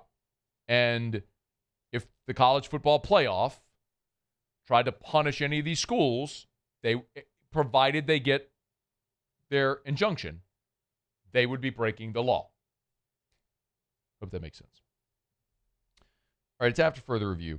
Thanks for hanging out with us here. The Saints did add a couple of defensive backs today. Get to that here in just a quick second. We're brought to you by Lee Michaels Fine Jewelry, lmfj.com, lmfj.com for Lee Michaels Fine Jewelry. And at Lee Michaels, they are in the celebration business. They are here to celebrate all of your great milestones. Celebrate an engagement, Lee Michaels Fine Jewelry. A birthday, an anniversary, graduation, a promotion, whatever it may be, or just celebrating life. Gents, thrill her with a gift in the red box from Lee Michaels Fine Jewelry. lmfj.com, that's the website. Baton Rouge, New Orleans, Lafayette, Shreveport, and online at lmfj.com. lmfj.com for Lee Michaels Fine Jewelry. The New Orleans Saints today have added a pair of defensive backs. Veteran Michael Davis is rejoining the team. He was with the Saints for a short stint a year ago. And David Long Jr. has also signed with the Saints after a workout. Both worked out yesterday. So Long was a fourth-round pick of the Rams. The Saints placed Rajon Wright on injured reserve Monday. We also know that Quincy Riley is dealing with a groin that has him out for it and an indefinite amount of time. Davis, again, is familiar with New Orleans. He played 11 games for the Saints a season ago. He was a UDFA with the Chargers in 2017, spent 7 seasons there, then joined New Orleans. Probably pull up that photo of him in that awful black Saints helmet with the stupid fleur-de-lis pattern that goes wide to thin in the back. It's unfortunate that that's the photo that we have of Davis, but he did play for New Orleans. And Long has kind of been around the league a little bit. He was a third-round pick of the Rams. He played 4 seasons there in L.A., was on the Super Bowl team, by the way, the one that beat the Bengals. Then after that, he's sort of bounced around. Was with the Raiders, the Colts, a dozen starts across 79 games in his career. So 2 veteran players here. I would just like to point out, this is not revisionist history. This was me after the Saints draft, which I liked what the Saints did in the draft. But I had literally had one issue with what the Saints did in the draft. I wish the Saints had gotten a cornerback earlier in the draft. Okay. They waited till the 7th round. That was my one complaint. Sometimes it has to be the right person on the board at the time. And you can say, well, Scone, you like the Oscar Delp pick in round 2? I did. Good pick. They went and got a tight end. I would have preferred a cornerback. And this is what makes me queasy. Like, you lost Alontae Taylor, which, by the way, I was good in them not re-signing Alontae. I mean, the Tennessee Titans way overpaid. They made Alontae Taylor a top 10 cornerback paid in the NFL. It's ridiculous. I'm glad the Saints didn't pay Alontae Taylor like that. But not addressing corner in free agency of the draft was a problem. Because Kool-Aid and Quincy Riley, that might be the worst, literally might be the worst cornerback tandem in the NFL. Like, you do not have anywhere remotely close to an elite level corner with either of those guys. And so not addressing that in the offseason after you lost Alontae Taylor was problematic. And it's showing now. So now Quincy Riley's injured and you're just scraping the bottom of the barrel trying to find warm bodies that can get out there and compete for you. So that's a problem. Hopefully it's not a devastating problem, but when you're going to go up against elite level receivers, which you're going to see a few in the first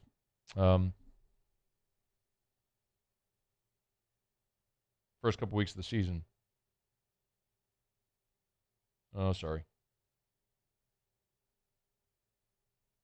That could be problematic. All right, sorry. It's been a day. My phone buzzes and I see certain names pop up. I'm going to answer them. Sorry. All right, it's after further review.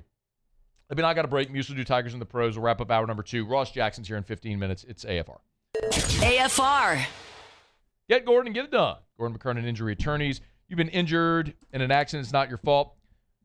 Do what injured people in our state have done for 3 decades. Get Gordon and get it done. It's Gordon McKernan Injury Attorneys. And right now, the GetGordon.com billboard design contest is going on. Go to GetGordon.com, GetGordon.com/billboards. Let me do it again. GetGordon.com/billboards. You can win up to $2,000 in prizes. There's an adult and a kids division to enter. No AI. It's up to their discretion. Let your creative juices flow, but no AI. Not only can you win up to $2,000 in prizes, but you can also see your billboard on an interstate billboard in town. It's pretty awesome. Go to GetGordon.com/billboards to see all the rules and how you can enter. You got until September the 20th to enter, but it's a fun way to get engaged and to get Gordon. So go to GetGordon.com/billboards. If you've been injured, you know what to do. Go to GetGordon.com, GetGordon.com. Get Gordon and get it done.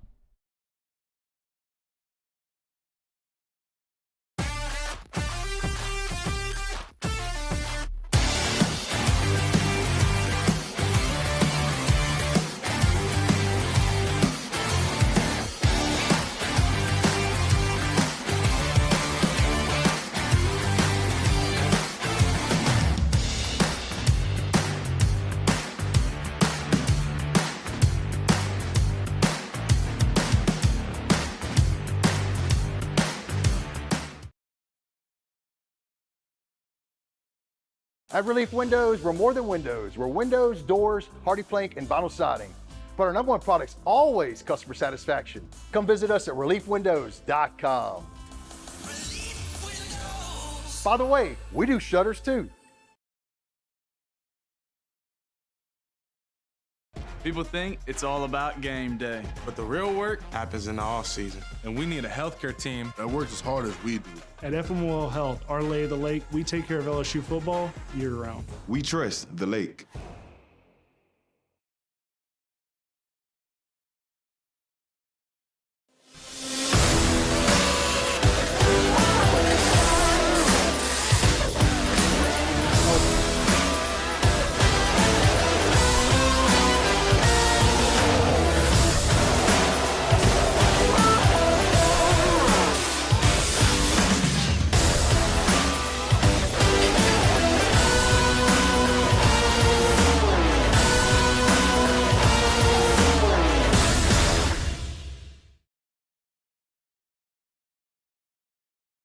If your office is experiencing performance issues like slow networks, jammed printers, or disappearing files, Advanced Office Systems may be right for you. With powerful IT solutions.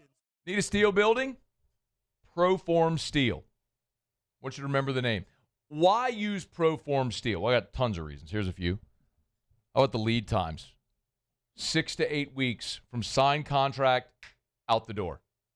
They'll get it to you quicker. Free delivery on every building. You buy it from them, they'll deliver it for free. It's Proform Steel. You can even order online.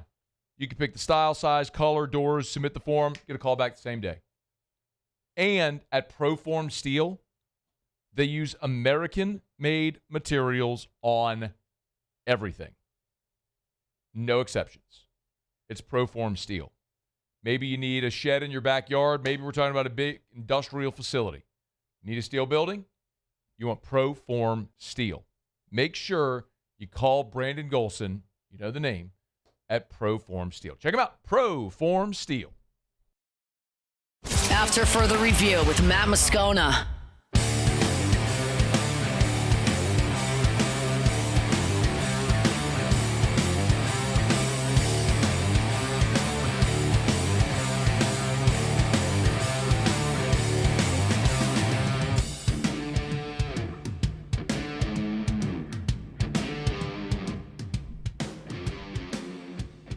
All right, wrapping up hour number 2. Thanks for hanging out with us here. Whew. Ross Jackson is going to be with us in about a dozen minutes. He does have his updated 53-man roster projection for the New Orleans Saints over at LouisianaSports.net. If you want to check it out, you can get it there for free. All right, right now, Muso, Tigers in the pros. Tigers in the pros. They still bleed purple and gold. They're just really rich now. Andy Reid has announced that Garrett Nussmeier will start the Chiefs' final preseason game here on Friday. It's the plan now is for Nussmeier to split the game with fourth-string quarterback Chris Oladokun. However, Oladokun is in concussion protocol. If he can't go, Justin Fields will dress. But Andy Reid said that it could be Garrett Nussmeier for all 4 quarters. So keep an eye on that. Split time if Oladokun can go. If he can't, you're looking at all 4 quarters here of Garrett Nussmeier, who will get a start. He's thrown for 172 yards so far in 2 preseason outings. No touchdowns, no interceptions. Major League Baseball from last night. The Washington Nationals and the Colorado Rockies just stink. The Nationals got beat 13-1 by the Rockies, who are the worst team. Those teams are awful. But Dylan Cruz for the Nationals had a very, very good night. 2 for 4 in the ballgame, including his first triple of the season for Cruz. He was stranded both times he reached base. I should note the other hit was a single there for DC. He did punch out twice, and again, the Nationals lost by 12 to the worst team in the league. Tommy White. A little first base action for Tommy White last night for the A's over there in Sacramento, and a lot of action for him at the plate. 3 for 4. All 3 hits were singles for White. He came around to score twice, 269 the average. It has just been a really, really solid start to Tommy White's major league career here now. As he's about a month or so in to his big league career there with the A's, and they got the win 7-4 over the Twins. It was another 20-point night for Flau'jae Johnson in the WNBA. She's making those a habit. 20 points right on the nose.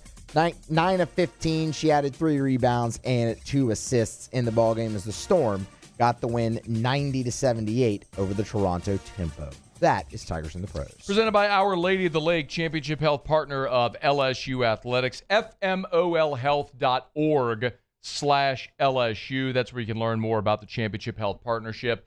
I might have gotten a sneak peek, actually, at the television commercial involving a lot of the LSU football players and a certain Coach Kiffin, who, as I understand it, had a very even-tempoed vocal styling in that.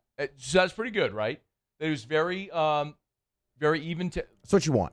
You want a good cadence, man. A good cadence. Yeah. Good cadence. Yeah, for sure. Good syntax. Yeah, absolutely. Coach Kiffin. Oh, Go Tigers. I was actually over at the lake today, over at some of their offices. Just an awesome organization, man. It's been my pleasure, honestly, to be able to endorse Our Lady of the Lake and to get to know so much of their management. They say, we trust the lake. You hear all the athletes say it all the time, but in a very literal sense, me and my family, My family and I do as well. I've told you many times. I mean, we take Drew to Our Lady of the Lake Children's Hospital. He sees GI specialists. He sees neurology there. Dr. Shaw is awesome. My primary care physician is Dr. Chastain over at the Our Lady of the Lake Men's Health Group. When I had my appendectomy, I went to the lake, the ER, had my surgery there. Dr. Moe was awesome. Cancer treatments, heart, stroke, all of it. You can get world-class care right here at home. I trust the lake. And so does LSU. FMOLhealth.org/LSU. Our Lady of the Lake and LSU. Together, we roar. Okay, it's after further review.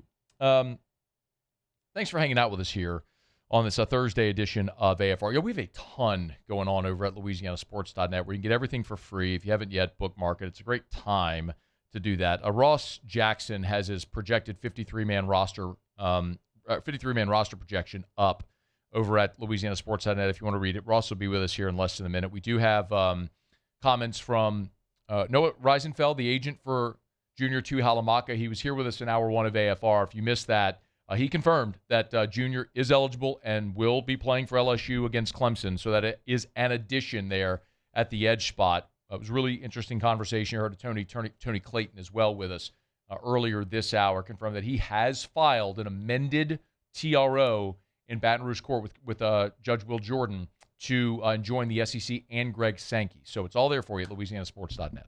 AFR. Okay, we're going to get to Ross Jackson here right after SportsCenter. We are brought to you by Arco Power Systems. ARCCO, Arco.com, Arco.com. It's Arco Power Systems, ARCCO. Hey, remember, man, you get reminders sometimes. Like there's this overnight, there was just awful weather. And many of you felt it this morning as well. These squalls, this heavy rain, the dark clouds that come through.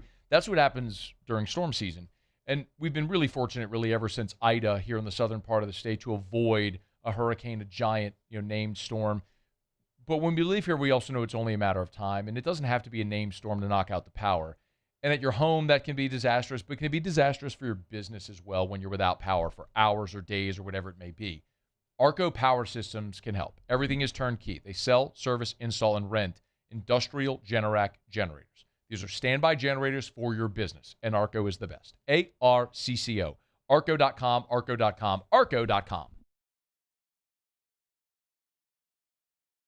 Jordan Faber here with some exciting news. Faber Automotive has officially arrived. We're proud to introduce your new hometown dealership, Faber Chevrolet GMC. That means more inventory, better deals, and the same great local team. Now backed by the trusted Faber family name. Whether you're shopping or servicing, you'll feel the difference from day one. Allow us the opportunity to earn your business.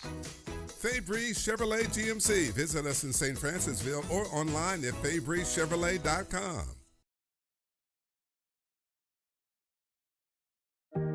Who bears the standard? Who sets the bar? It's not those satisfied by low-hanging fruit or by taking it easy. Now the standard is set by the best of us, by those who work hard. Dig deeper. Give more. At Sunshine, we're proud to provide John Deere products that work hard for you, the standard bearers. Find the dealer nearest you at sunequip.com.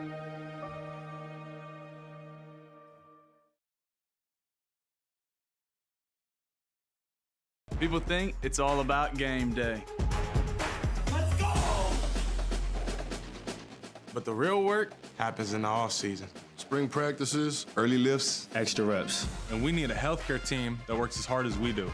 At FMOL Health, Our Lady of the Lake, we take care of LSU football year-round. So we can do what we do best. We trust the lake. From championship athletes to everyday champions, trusted care starts here.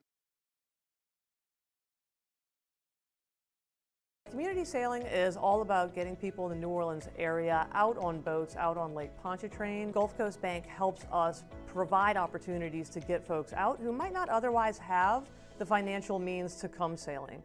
Auctions in August is an online fundraiser that helps nonprofits like us service the community. Bidding through Auctions in August is a lot of fun because there's so many different items. There's something for everyone, so you're sure to find something that relates directly to you that you'll enjoy bidding on, and you get to help out the community.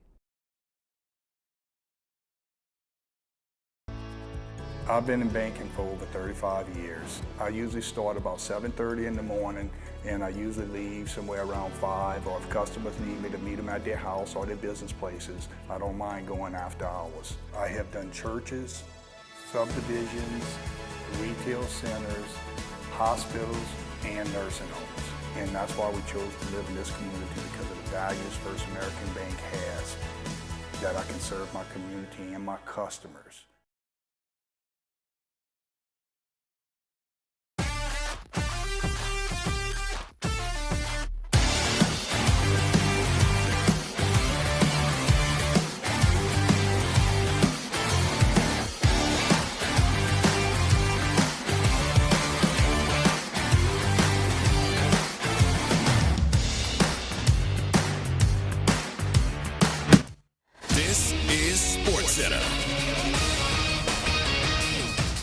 I'm Christine Lisi. Packers running back Josh Jacobs charged with misdemeanor battery and misdemeanor criminal damage to property 3 months after he was arrested following a domestic violence incident at his home near Green Bay. He's subject to suspension by the NFL, which is conducting its own investigation. A big payday for one of the best defensive linemen in the NFL. Seahawks All-Pro defensive tackle Leonard Williams agreed on a 3-year, $90 million extension, $56 million guaranteed. Last season, he led an elite defensive line that helped Seattle to its second Super Bowl championship. Coach Mike McDonald. It's so important for us to be able to keep as many Seahawks that we feel like can help us out in our building as we come down to like this portion of the year and really throughout the season. When there's game-changing type guys like Leo, like Spoon, like Jax, we had the opportunity to lock them up for an extended period of time and make them foundational pieces of our team.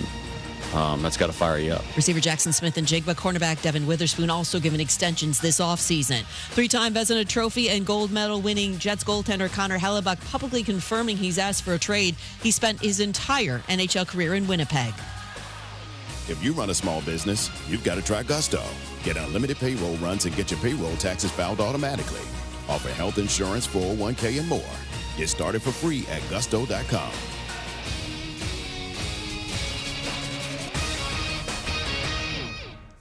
Matt Moscona. I'm very important. After further review. Say it one more time. After further review with Matt Moscona. And here we go. Live from the Raising Cane studio. Let's rock!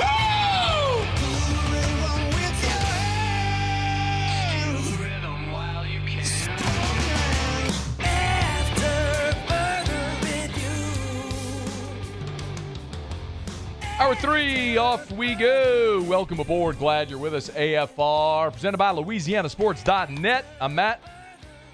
This is Shaq O'Neal, and I hate Matt. Paul O'Neal. They're chanting Paul O'Neal's name. You so. And Mr. Toby Tom Blake.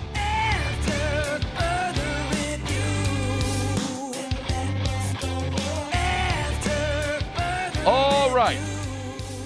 We're here. Glad you are as well. Get out there and make it a good one. 5 o'clock quitting time. Glad you are driving home with us. Saints practiced at Ullman last night. They've added a couple of cornerbacks. They got their final preseason game this weekend. Great time to bring on Ross Jackson. Perfect! Yo, dude, how are you? Hey, dude, I'm doing great. How are you? Very well. Okay, 53-man roster projection is up at LouisianaSports.net. What was your most angst-inducing decision? Man, I gotta be honest. I didn't really have one. Okay, love that. This roster just felt so easy to project. Now I'm gonna get like 23 things wrong because the Saints are gonna make different decisions and everything. But this just felt like such an easy roster to project. Maybe the toughest place where I did a little bit of negotiating was just mostly trying to figure out, wasn't necessarily a specific position, but trying to project how the Saints would handle some of their roster stuff. They've known to be a little stubborn about the idea of using injured reserve slots. And so you're only limited to 8 of those per season. You can use 2 of them right off the bat at roster cuts. Would they really use both of those eligible and 2 of their 8, a quarter of them right out of the gate? That was maybe the hardest part to try to figure out between wide receiver Jordan Tyson, defensive lineman John Ridgway III, as well as running back Devin Neal. Any of those 3 guys, as well as a guy like Cam Jordan potentially could be a candidate for injury reserve, probably Cam Jordan less so, but any of those other 3 guys could be. And so really the toughest part was just figuring out okay, if you use one of those slots, where do you maybe pick up another player and add another, talented player somewhere that can help out your depth a bit? Okay. I want to chop through a few other things here. You do have the Saints keeping 5 running backs, including Kendre Miller, Audric Estime, and Devin Neal. Why? Yeah, I think the biggest thing is because my thought was you carry 5 in on the initial roster and then potentially move Devin Neal on to injured reserve after that because he's dealing with this hamstring injury. Our understanding over at LouisianaSports.net is that could be an absence that rolls along for a little while as he seeks specialist help and things like that, just to make sure that they can address the issues and then be able to move forward from them, because he's had this hamstring kind of recurring over the course of his time here in the NFL when he didn't deal with injuries at all during his collegiate years. So they would like to get that figured out, he and his team. And so with all of that, I figure you have 3 players that you could potentially put on injured reserve, but you can only put 2 of them on injured reserve at roster cuts. The other one you'd have to carry into the regular season. I just picked Devin Neal as that player because there's, I guess, a greater chance that they can find out, okay, he might be back sooner rather than later, as opposed to the other guys who feel like those absences are going to be a little bit longer. Receiver. You have Kevin Austin making the roster, Jordan Tyson on IR. No Bub Means. So what does that tell us about the long-term nature of Bub Means' hamstring? Yeah, I think it's more so about those guys as contributors. Like we've seen Bub Means get a little bit more involved in the past couple of practices. Okay. He's been kind of limited, I'd say, over the course of the last 2 practices since that Rams game. So in a very different way than we've seen some of the other hamstrings impact, because the other guys have had hamstrings and we just don't see them yet. And so like Oscar Delp and Devin Neal, for instance. And so I think Bub Means is probably a little bit further along hamstring-wise, but I just think that Kevin Austin Jr. does more on offense in that he can line up at X, he can line up at Z, he can line up in the slot, he can run, he can protect as a run blocker as well as a pass protector. He's just somebody that this team is enthralled with and really, really likes in terms of the kind of do-it-all nature that he brings to the game. And if you're going to make a roster, one of the best ways to make the roster is to be able to do more than one thing. And Kevin Austin Jr. is the guy that consistently checks all the boxes, keeps his head down, and just does what the team asks of him. I think that's going to earn him a roster spot while they figure out the timeline on Jordan Tyson. Ross, is it common to keep 9 offensive linemen on the final 53? Yeah, 9 or 10 is usually kind of the way that you want to go. A team like the Saints, who have dealt with a lot of injury, probably would have a conversation about 10 on the offensive line, but I think 9 or 10 is pretty standard. Defensively, we've talked plenty about the cornerback position. That was my biggest angst coming out of the draft and free agency, was not addressing corner with respect to the 7th-round kid from Iowa who's not going to make the team. Okay, they signed 2 here today. I mean, you don't have them on your 53. Do either of those guys have a shot at making the squad? I think Michael Davis in particular does. He was a guy that was signed and worked with the team last year. He actually appeared in 11 games for the Saints last season, mostly due to his special teams acumen, and did play some on defense as well. I think he could very easily be a practice squad guy that this team is familiar with, that knows the ropes, knows the system, knows what they want to do both defensively and on special teams. He would be the one that I would watch out for as a guy that could absolutely make it on the practice squad. If he had a longer runway, maybe he could convince them to keep him around on the active roster, but tough to do when you show up and you get one practice and one preseason game to kind of make yourself known. But I think he could certainly be a practice squad option because of their familiarity with him. He's Ross Jackson at Ross Jackson NOLA. You can read him at LouisianaSports.net. Listen or watch Locked on Saints. Make sure you're subscribed. Okay, we obviously have talked a ton here about the place kicker battle.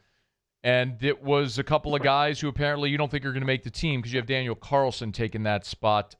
Why Carlson this late in the process? Yeah, it just feels like the writing's on the wall there. I think back to last season when it comes to the punter position. The Saints had Matthew Hayball, who was not a success for them in 2024. And so they had brought in some competition for him with former be successful during the course of training Ross, camp. wait, I'm sorry. Your phone went out when you said they brought in you're talking about Hayball. You said brought in competition, Yep. and then your phone went out. Can you pick up there? Oh, gotcha. Yep, they brought in competition from Alabama, the undrafted free agent punter from last year, James Burnip. James Burnip also not very successful throughout the training camp process. And so then they brought in Kai Kroger very, very late in the process. And when they brought him in, it kind of felt like the writing was on the wall of like, oh, okay, well, if you're not going to pick between the two punters and you're bringing somebody else in, you're probably going to go with the guy that you brought in. I kind of look at it the same way with Daniel Carlson. Added to that, Daniel Carlson, 8 years of experience, 2 of those being all pro seasons, 1 second team, 1 first team. And you have so much flexibility with how you deal with the Charlie Smith piece of this, because he's probably the kicker on your roster with the most upside, in that he's the most raw prospect with the most promise. But you still want to continue to develop him. You can do so on the practice squad without giving up a practice squad spot, because he would still qualify as an international practice player. So it just feels like you can have a little bit of the best of both worlds in terms of the developmental guy that could eventually turn a corner in Charlie Smith. You're just looking for the consistency from him, and you get the veteran experience from somebody that's maybe a little bit more proven, a little bit more NFL ready, obviously, as an 8-year veteran in Daniel Carlson. So it just feels like the more logical, maybe logistics ready, I should say, maybe not logical, but most like logistics appropriate kind of move to make at this point. Ross, the Saints are going to play their final preseason game tomorrow, Friday night, against Dallas. It's a 7 o'clock kick, by the way, for those interested. Who do you think has the most to gain or lose in that game? Is there anything really on the line for these players, or is the hay in the barn? Yeah, no, I think for a couple of players, there's still a lot to gain. I mean, I think about a guy like Mike Heldman, who came in from Central Michigan and ends up being a player that had a really, really good first preseason game, and then ends up kind of disappearing since then, right? He's kind of fallen out of the spotlight since then. And now is an opportunity to put himself back on the spotlight. Now, you know, he's a guy that a lot of teams might be interested in. There's not it's not like there's a wealth of edge rusher talent around the NFL. And there are some teams, like, for instance, the Seattle Seahawks, who've been making a lot of moves here recently. They're in need of edge rusher help. And so because of that, you kind of are in a position, if you're Mike Heldman, to say, okay, well, I can deliver a performance that makes this team afraid to move on from me, because some other team might actually want to claim me off of waivers and add me to their active roster. So let me go out there and show something so that I can stick around.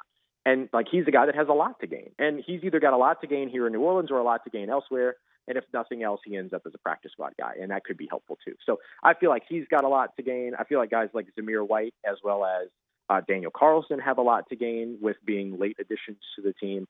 And I also highlight a guy like defensive tackle Christian Boyd, who, with the question marks around John Ridgway's health and timeline right now, could potentially be the guy that steps in as that fifth defensive tackle in that rotation and potentially earns a role there. He has flashed a lot during the preseason. If he continues to do that in this game up against the Cowboys, he solidifies that opportunity for himself instead of opening the door for maybe like a veteran like Miles Cole.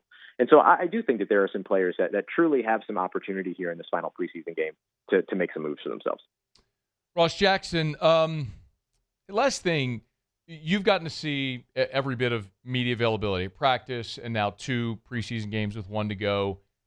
And there have been a lot of injuries. I mean, literally starting with Brian Brzee going down the first day. Has your opinion on the team, the season, whatever your projection was going to be for the Saints, has it changed from day 1 of camp to now? Not yet. I still think that this is a team, based on the injuries around the division as well and some of the turmoil around the division as well, that can end up winning its division. I think that the biggest test is going to be how quickly they can get some of the pieces back, those that can come back, Alvin Kamara, Jordan Tyson, Cam Jordan, Quincy Riley. I think the biggest test for them is going to be getting those guys back on the field and keeping them on the field so that you're not, there's this whole conversation around, some of these players are probably going to have some recurring injuries all throughout their career. So it's the performance that they give in between. It's the color within the lines that makes the picture beautiful. And so can you get the most out of these players in those scenarios and in that sort of framework? If they can do that, then I think that this is a team that still has the ability to compete. It's an easy enough schedule and an easy enough division that could still walk away with 9 or 10 wins. I might put them closer to the 8-9 win category right now in terms of a projection than I was maybe a 9-10 win projection, but it's all kind of in the same family nonetheless. I think that it's still a team with a lot of potential, or let me say it's a team with a lot of potential in terms of what it can take advantage of. It's just got to be able to take advantage of it. And beyond the injuries, discipline is going to be number one, and that's been a Kellen Moore problem when it comes to this team over the course of the past couple of years. Penalties, pre-snap penalties, things like that. That's going to be the real kind of test for them and their ability to be productive in 2026, not just navigating the injuries. Even with those guys on the field, they still got to be able to be consistent in their execution. The color between the lines helps paint the beautiful picture. That's why he's the best. I mean, what a poet. What a poet this guy is. He's Ross Jackson. LouisianaSports.net, Locked On Saints. Subscribe, podcast, YouTube, or read him over at LouisianaSports.net. Thanks, dude. We appreciate it. Thank you, bud. You take care. Stay safe. Talk to you soon. All right, man. It's After Further Review. Brought to you by Rouse's, the official supermarket of the Saints. You're out there at Saints practice. You know what you see. That red and white Rouse's patch there on the practice jerseys. Rouse's, the official supermarket of the Saints, proud partner of the Saints. And look, you got Saints football mañana tomorrow night. You're going to be watching at home. Want to go grab something to throw on the grill? Maybe some seafood. You know, one thing I love to do, you get those steamed crab legs. Erica loves that. Do that sometimes over at Rouse's. That never misses, by the way. Some cold beer, great wine and liquor selection. Going to make your groceries? Remember, get the weekly ad if you're buying on a budget. You just want to save money, support great Louisiana businesses. Rouse's sources locally every chance they get on all Rouse's branded products. So always look for that red R with the circle logo. You'll know it's a Rouse's branded product, and when they can use Louisiana ingredients, they do. It's Rouse's, the official supermarket of the Saints. Rouse's.com, Rouse's.com. Rouse's, this feels like home. All right, it's After Further Review. Thanks for hanging out with us here on this Thursday edition of AFR. Tomorrow in studio on our first Football Friday. Week 0 gets underway tomorrow. Excited to preview what little games that we will have, but still games nonetheless. We're starting to line up our football lineup of regular guests. We had Russ Mitchell on a day ago. We did confirm. A lot of people have been asking. Sean Salisbury will be with the show again this year on Tuesdays during the season. Phil Steele will be with us on Fridays again this year. So we're really excited about our football lineup and bringing you all that great content throughout the week during football season. So soon enough, we will actually be talking football and not legalities. But the legal proceedings are raging on right now as LSU still trying to add to its roster. We'll continue. Stick around. It's AFR. After Further Review. Rev Fiber, R-E-V, RevFiber.com, RevFiber.com, the official internet service provider of the LSU Tigers. It's Rev Fiber. But at Rev, it's not just for your home. Yes, Rev certainly can provide be your internet service provider for your home, but also home automation, security, cable, phone, and for your business. At Parish Construction and Roofing, we are Rev Fiber customers. Go to our office, our internet, everything is through Rev. At my house, Eric and I, we are Rev customers. Rev Fiber, the exclusive official internet partner of LSU Athletics. This fall, you're going to see Rev Fiber brand prominently placed inside a Tiger Stadium. When you watch Lane Kiffin's press conference, you see the Mike flag has the Rev Fiber logo, and they got great local athletes as well. Trades, Deshaun Spears, Bo Bordelon, Richard Anderson, Bryson Martinez, and more. RevFiber.com. Bayou Ford has 0% APR with no payments for 90 days and $1,000 down payment assistance on select 2026 Ford models. Plus the complimentary 7-year powertrain warranty that comes with all new Bayou Automotive vehicles. If you need sales or service, the crew at Bayou Automotive is going to do right by you.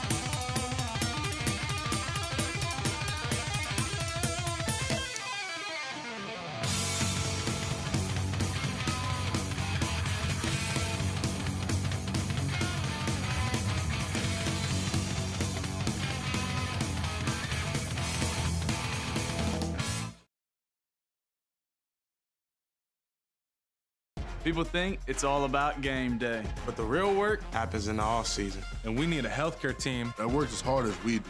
At FMOL Health, our lay of the lake, we take care of LSU football year-round. We trust the lake.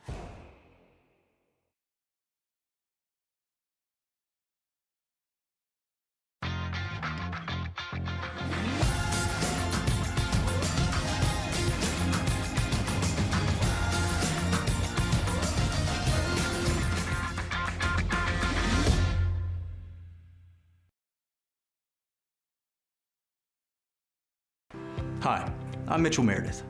At Locke Meredith, Sean Fagan and Associates, we know each case and client are unique, and that no two cases are the same. But one thing remains constant, and that is our passion to help our clients. After an accident, we know your life has changed, which is why we passionately fight to make you and your family whole. Remember, whether you hire us at all, give us a call at 272-5555. We're here to serve you.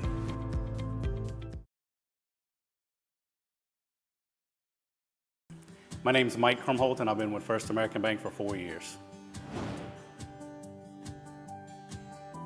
What makes First American Bank special is we're able to offer all the products and services that any other big bank can offer. What sets us apart is being able to give that small town feel. After further review with Matt Moscona.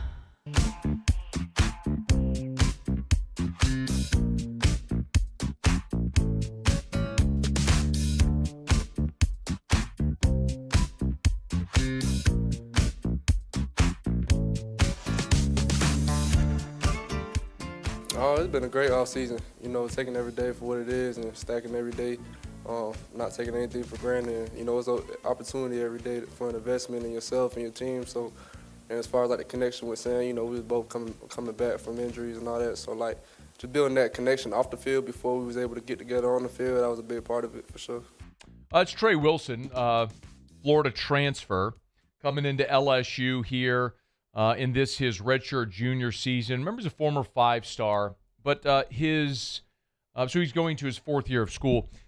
His career really has been beset by injuries. As a true freshman at Florida, played in 10 games, 7 starts, caught 61 passes. Y'all, caught, let me see. He caught 61 passes as a freshman. 538 yards, 6 touchdowns. As a sophomore, boom. Injuries hit, plays in just 4 games, caught only 19 balls. This past year at Florida, just played in 8 games due to injury, 27 receptions. I would describe, if I were to give you sort of a descriptive adjective about Trey Wilson, he is sudden. Not telling you something that I've been told. I'm telling you something I've seen from when we can go watch them in spring and the little bit that we got to see here in fall camp. We talk a lot about what makes Trey'Dez Green a matchup problem in this offense, and it's the fact that he's 6'7" and 240 pounds, and he's got great leaping ability and a giant wingspan, and there's just not many defensive backs anywhere that can deal with that. I mean, it's like, Muse will love this. I'm going to give you a wrestling analogy. It's like Andre the Giant. I mean, there were a lot of big, roided-up dudes who were 6'3" and 300 pounds. That dude was 7 foot and 500 pounds. Like, what do you do with that? It doesn't matter how big you are. He's a literal giant. Stories about him are legendary, too.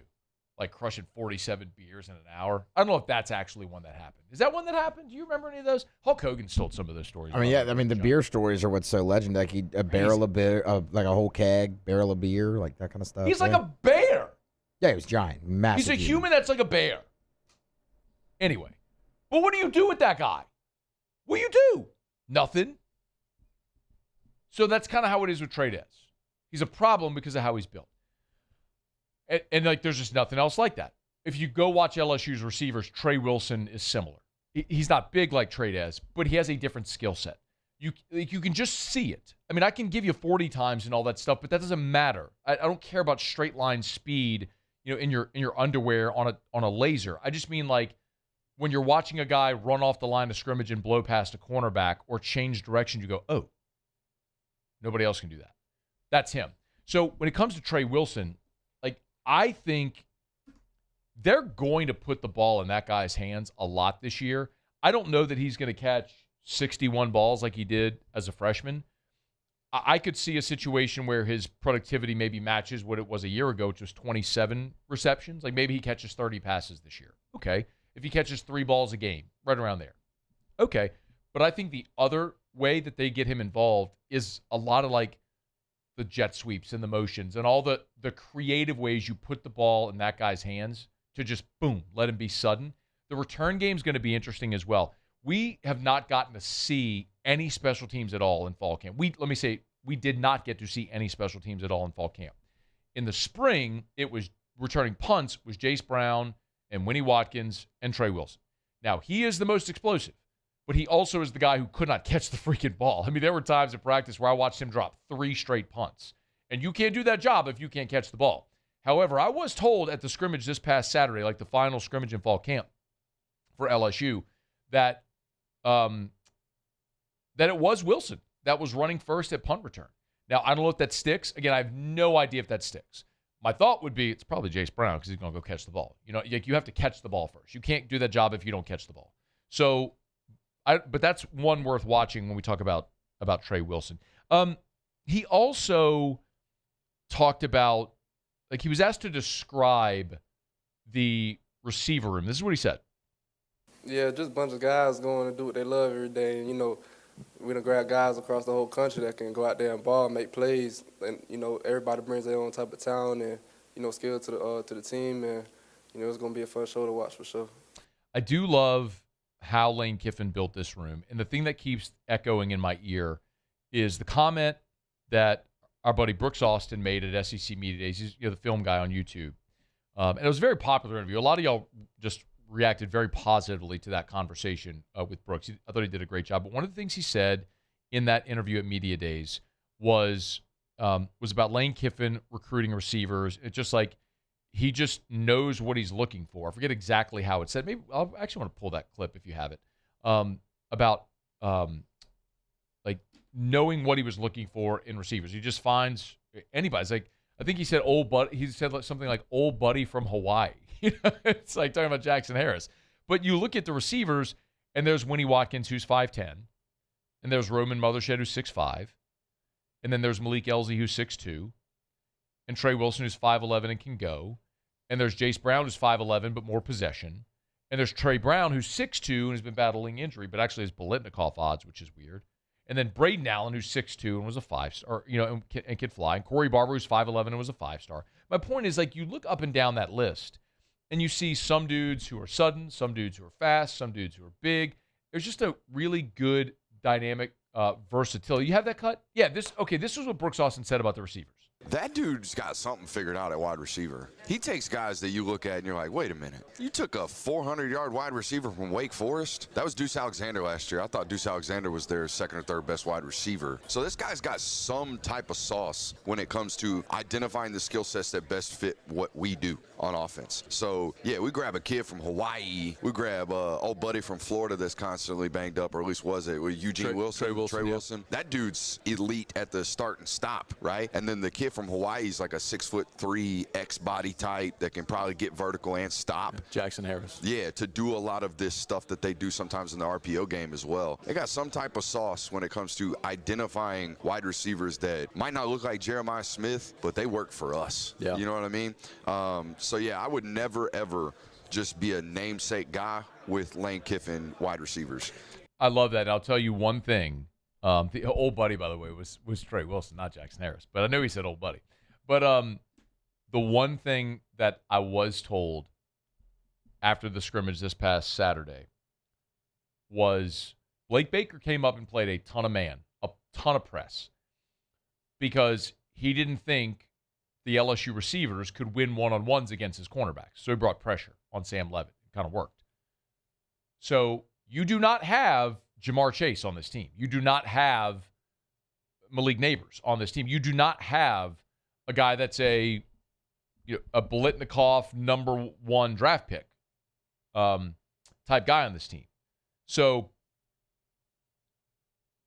Can you overcome that with what Brooks was talking about there? That's kind of the question. I also think, if I can give you just a tangential comment, I also think that's why they're pressing so hard for Easton Royal. Because Easton Royal is that guy. They think he is anyway. They think, look at what Lane Kiffin and Charlie Weiss have done with this offense without a first-round draft pick at receiver. What happens if you do have Jamar Chase in this offense? Oh, Katie bar the door, right? That's why they're so hard after Easton Royal. So, maybe as much as any position group on the team, Saturday against Clemson, I'm going to be interested to watch these receivers. A week from Saturday. How the rotation goes, who stands out, who gets the bulk of the targets. I'm fairly certain, if I had to go bet, the majority of the targets are going to Trey'Dez Green. But I'm talking about the true receiver group. Who among them becomes Sam Levitt's favorite? And how he distributes the ball therein. We're a week away, man. A week and a day from finding out. All right, it's After Further Review. Thanks for being with us here. We are brought to you by Evamore, EVAMOR, Evamore.com, Evamore.com. Drink Evamore, natural artesian water, a healthier alternative, and a Louisiana product. Listen, it's hot out there. You want to stay hydrated. Do so with a healthier product. Evamore is straight from the source, and source matters, y'all. This is natural artesian water on the North Shore. They built the bottling plant around the natural artesian well, right out of the ground, piped right into the bottle. Doesn't touch air until you uncap it and take that first delicious sip. You got to try Evamore. You can find it at great local retailers. You want to find a retailer near you, go to evamore.com, hit the little search menu. You'll find the Find a Store tab. Type in your zip code. Boom, it'll tell you the store nearest you where you can find Evamore, or you can buy it online at evamore.com. EVAMOR, evamore.com, evamore.com. 20-ounce, 32-ounce, 64-ounce bottles. I like the 64-ounce bottles. I buy a 4-pack of those. You find yours at evamore.com. EVAMOR, evamore.com. All right, it's After Further Review, y'all. Thanks for hanging out with us here. Jimmy will be along for Otterlocks in about... Or do we have Jimmy? He's in Vegas. Are we going to have him? Why don't you text him and find out? Okay, I know Otterlocks are posted at louisianasports.net, but Jimmy's out there at the Circa Survivor pool deal, doing shows out in Vegas today and tomorrow. So we'll see if we can connect with Jimmy out in Vegas if he's got Otterlocks. The Otterlocks are posted at louisianasports.net. We'll see if we have Jimmy on the show coming up here in a bit. All right, get your questions in. You can email us, tweet us, or text us 225-396-4400, 396-4400, 396-4400. Stick around. It's AFR. After Further Review. Ooh, the weekend is almost upon us. Your final weekend before LSU football. You got to check off them honeydews. Get by Clegg's Nursery. Remember, at Clegg's, if you want to plant flowers, plants, trees, shrubs, they got you. If you're going to the hunting camp to put out those plots, buckbusters, mow bucks, deer corn, they got it. If you need mulch or soil, bag, or bulk, starting to think about those fall vegetable gardens, they got it. Johnny Naylor Seeds over at Clegg's Nursery. And remember, they're partnered with the True Value Hardware, their True Value Hardware store, so you can find things like floodlights and hardware and, garbage bags and all different types of things that you find at a hardware store you can also find at Clegg's Nursery. So bypass the box store and support a great local business that supported our community for 6 decades. It's Clegg's Nursery. Get by any of the 4 locations. Buy local, shop local. Tell them Matt sent you in when you go see our friends today at Clegg's Nursery. Every Raising Cane's chicken finger is marinated, battered by hand, and cooked to order to perfection. We don't have heat lamps, because when you make it right, you can taste it in every bite. Raising Cane's chicken fingers, one love. The Ascension Parish Sheriff's Office protects and serves over 132,000 residents across the parish. Keeping our community safe is our mission, and Rev Fiber plays a critical role in how we respond. Whether it's training in our special divisions, forensics investigations, or fielding emergency calls in our operations center, Rev Business connects our teams in real time, which is why we partner with Rev Business. Get 6 months free of Rev Business services. Call or click today.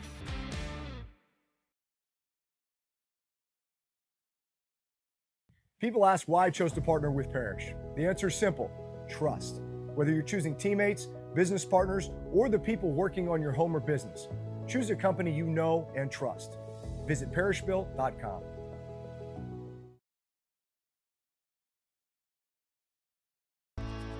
I've been in banking for over 35 years. I usually start about 7:30 in the morning, and I usually leave somewhere around 5, or if customers need me to meet them at their house or their business places, I don't mind going after hours. I have done churches, subdivisions, retail centers, hospitals, and nursing homes. And that's why we chose to live in this community, because of the values First American Bank has, that I can serve my community and my customers.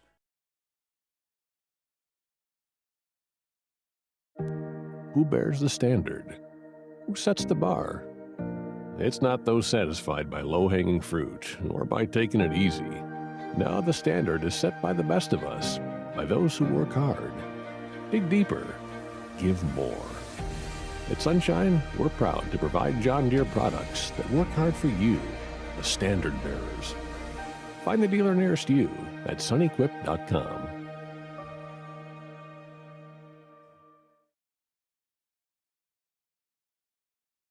At Auctioner, we know healing is a team sport.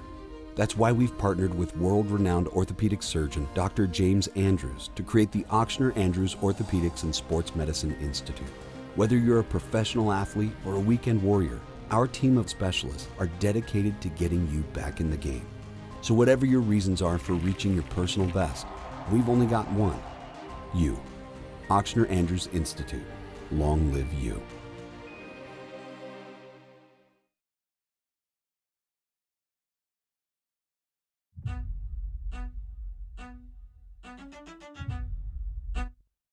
After further review with Matt Moscona.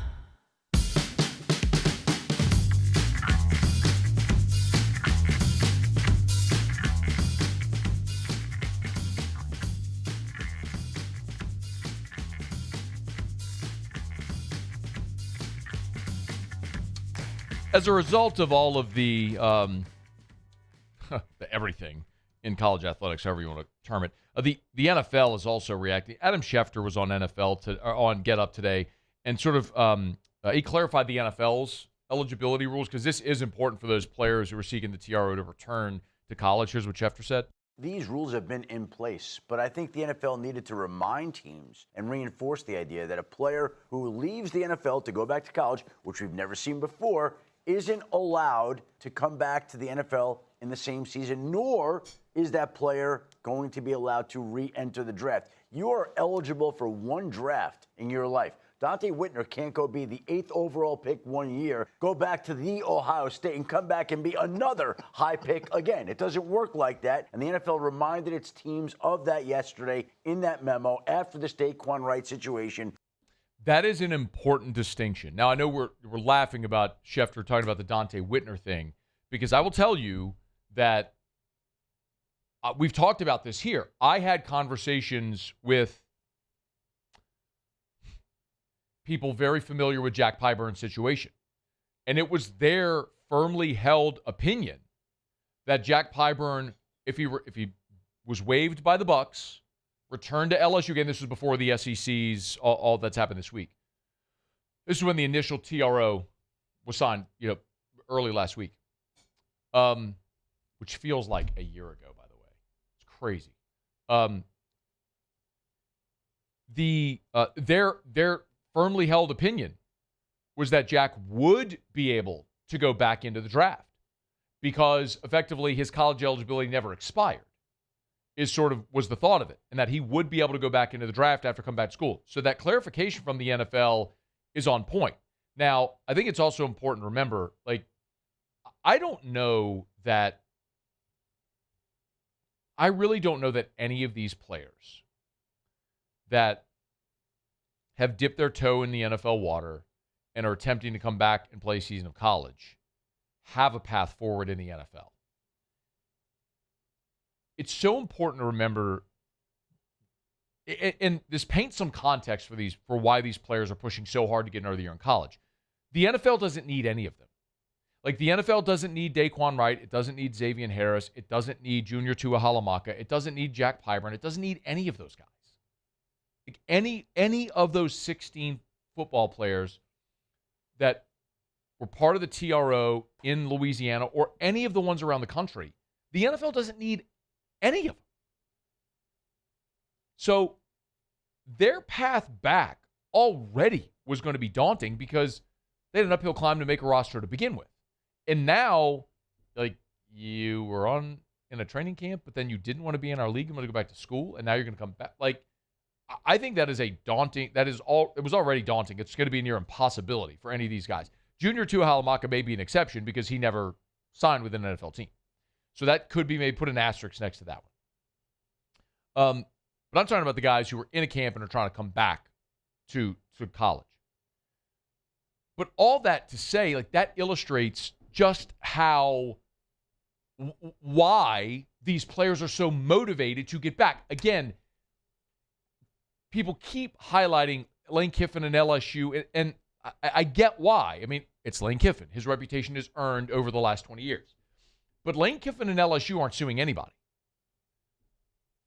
It's players as part of 18 different lawsuits all over the country. We've seen it today in Texas and Kentucky, all over, that have now added to their TROs the SEC and Greg Sankey. And these players are pushing so hard because most of them don't have a path to pro ball. Their last opportunity to play significant athletics and make money is this year. Like, this is it. So if you're Blake Cotton, for example, who's the cornerback who's from UC Davis, spent last year at Utah, went undrafted, was in camp with the Broncos, was waived. Well, that dude, his only football path professionally now is like, well, do you go to the UFL? Do you try? Whatever. Canada, maybe. Maybe you get another cup of coffee in the NFL. Or you go play on Saturday nights in Tiger Stadium and make some NIL money at LSU. Like, what's a better option? It's pretty obvious. And you have nothing to lose. So that's why they're pushing so hard. I mean, I know Daquan Wright. I was told, and I believe my information is good, Daquan Wright was pushing to get a 7-figure deal. Now, LSU ain't paying him a 7-figure deal. I'll tell you that definitively. It's a fraction of that, what their offer was. But that guy just got waived by the Browns and now can make a nice 6-figure, let's call it a salary for lack of a better phrase, get a 6-figure deal to play another season of college football, maybe go push for a championship. Like, I get it. I get why these guys are pursuing that avenue. Because they don't have a better path. Like, this is their best and only path for football. And we exist in a time and a culture in college athletics in the NCAA where it's the thing that I have complained about for years now. The adults won't adult. It's not a lawless age in college football. Like, we have rules. The NCAA has a giant rule book. It's just that when the NCAA tries to enforce them and the schools and players don't like them, they sue. Because there's so much to gain and lose with every win and loss. And so now, because so many student athletes have gone the legal route, they've provided a path forward for these guys now to go the legal route. And what could have stopped it is years ago, if the adults, the university presidents, chancellors, athletic directors had said, it is not your right. You do not have an unalienable right to play college football. Great. You went to court to get injunctive relief to be eligible. Okay. We're not in need of your services. If that was the approach, then this isn't a thing. But all the adults have gone the path where they continue to support Trinidad Chambliss and Diego Pavia and all the players that have gone to court to get injunctive relief, to get waivers, to be eligible to continue their college career because they're good players and they help them win. Well, that's what paved the path and set the precedent for what's happening right now. So if you don't like this, look at the past and all the different ways that players who the NCAA deemed ineligible found their eligibility through a courtroom. And these guys are doing nothing different. The one difference for me is that I actually have sympathy for these guys because the NCAA screwed them. I have no sympathy for Diego Pavia. Like, he exercised his eligibility. I have no sympathy for Trinidad Chambliss. He embellished a story about tonsillitis and went to a judge and found a sympathetic judge in Mississippi and got another year. Good for him. He's going to make $6 million and Ole Miss is going to be pretty good at football. But it's bogus. These guys legitimately got screwed. The NCAA should have granted a blanket waiver. They didn't. They knew this would create a mess, and here we are. So, as if you missed it, Attorney Tony Clayton was on the show about an hour and a half ago, and he did confirm to us that he has filed an amended TRO, which includes the SEC and Greg Sankey by name. So now those players, those 33 athletes, are suing the NCAA, the SEC, and Greg Sankey. The hearing that was set for Monday, August 31st, has now been moved to Thursday, September the 3rd. So you could, in theory, have a situation where those players are granted an injunction on Thursday in a Baton Rouge court, and then maybe you're dressed for LSU on Saturday against Clemson. I mean, what a world, what a sight that would be. Daquan Wright shows up for the walkthrough on Friday, and then is dressed out playing on Saturday. Like, that's a real possibility. We'll continue to follow it as it moves along. We're brought to you by First South Farm Credit. FirstSouthFarmCredit.com, FirstSouthFarmCredit.com. Hey, if you're thinking of buying land, your first call should be to First South Farm Credit. First South Farm Credit has been first in agriculture for more than 100 years. Look, farmers already know about First South Farm Credit. You want 1,000 acres for agriculture, First South Farm Credit. You know, one of the great things of the many that First South Farm Credit does, of course, they have their patronage refund, which basically they share in their profits with their member borrowers, right? And so that effectively lowers your cost of borrowing. If you're in at like a 5% rate when you get your patronage refund, which they've issued every year for 3 decades, it effectively like lowers your rate from like a 5 to a 4. So just another way that First South Farm Credit gives back. FirstSouthFarmCredit.com, FirstSouthFarmCredit.com. Thinking of buying land, your first call should be to First South Farm Credit, FirstSouthFarmCredit.com. All right, y'all, it's After Further Review. We are so glad you're hanging out with us here. Thanks for making AFR part of your day today. If you missed anything, AFR On Demand presented by Breck Golf. Book your tee time at golf.breck.org, golf.breck.org. We had Noah Reisenfeld in hour number 1. He's the agent for Junior Tuihalamaka. Great conversation. Confirmed, yes, Junior is eligible. He is in Baton Rouge, and he will be playing for LSU against Clemson. As we mentioned, Attorney Tony Clayton last hour. Ross Jackson about 45 minutes ago. We walked through his final 53-man roster projection. If you missed any of that, AFR On Demand presented by Breck Golf. Book your tee time at golf.breck.org. Final break. Jimmy will join us from Vegas for Otterlocks next. AFR. Customer service is something that, unfortunately, in all too many businesses has gone the way of the dinosaur. We live in a microwave society where people want things fast, and a lot of the nuance and the detail, unfortunately, has fallen by the wayside. When you're thinking of selling your home and you need a realtor, you want to hire someone who has prioritized customer service at the forefront of everything they do. Well, that's Darren James. He guarantees you will be thrilled with the level of service. And if at any point you're not, you can fire him. He'll let you out of the contract free and clear, no questions asked. But his entire career as a realtor, no one has ever taken Darren up on that. Because when you have one, I'm telling you, have one phone conversation with Darren James, and you will understand why I have sung his praises for nearly 2 decades. Agent225.com, agent225.com. If you need to sell your home, you want the best. You want Darren James. Think real estate, think Darren James. Transform your living space with Lacoste & Young Remodeling and take your home from outdated to outstanding. Redefine your kitchen for the ultimate culinary experience or elevate your daily routine with a spa-worthy bathroom retreat. Our skilled team brings 3D modeling to life to ensure your vision becomes a reality. We believe luxury should be accessible and offer tailored solutions to fit your budget without compromising quality. So contact us today for a free estimate. Lacoste & Young Remodeling, providing perfect solutions for your dream home. Jordan Faber here with some exciting news. Faber Automotive has officially arrived. We're proud to introduce your new hometown dealership, Faber Chevrolet GMC.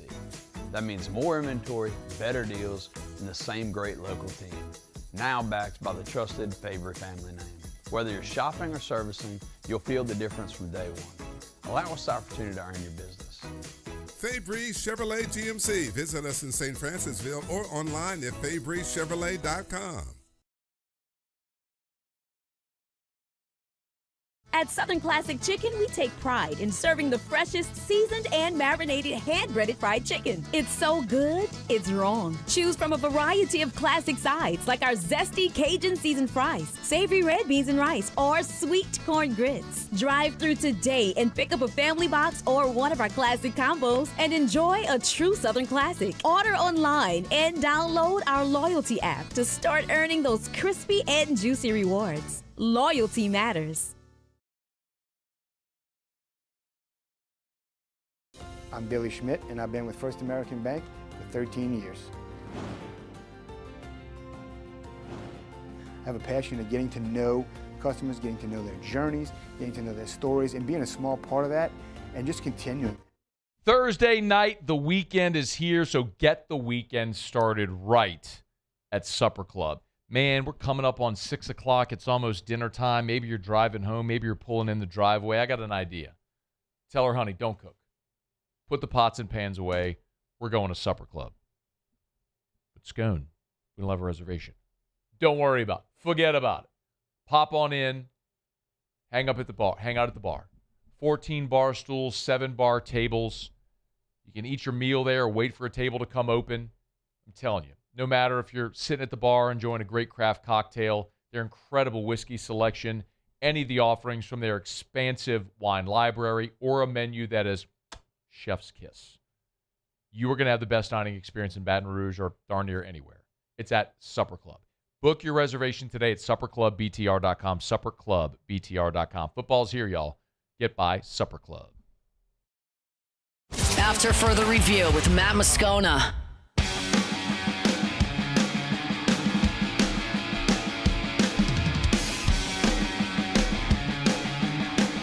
Down the stretch we come. Final segment here on a Thursday edition of AFR. One thing left to do, let's find out what we're betting on tonight. It's time for Otter Locks. Otter Locks. All right, time to win some money. Presented by Total Maintenance AC Repair. Same-day service means you will never sleep hot. 480-1000. We are Total Maintenance. I think it's safe to say that I won the bet.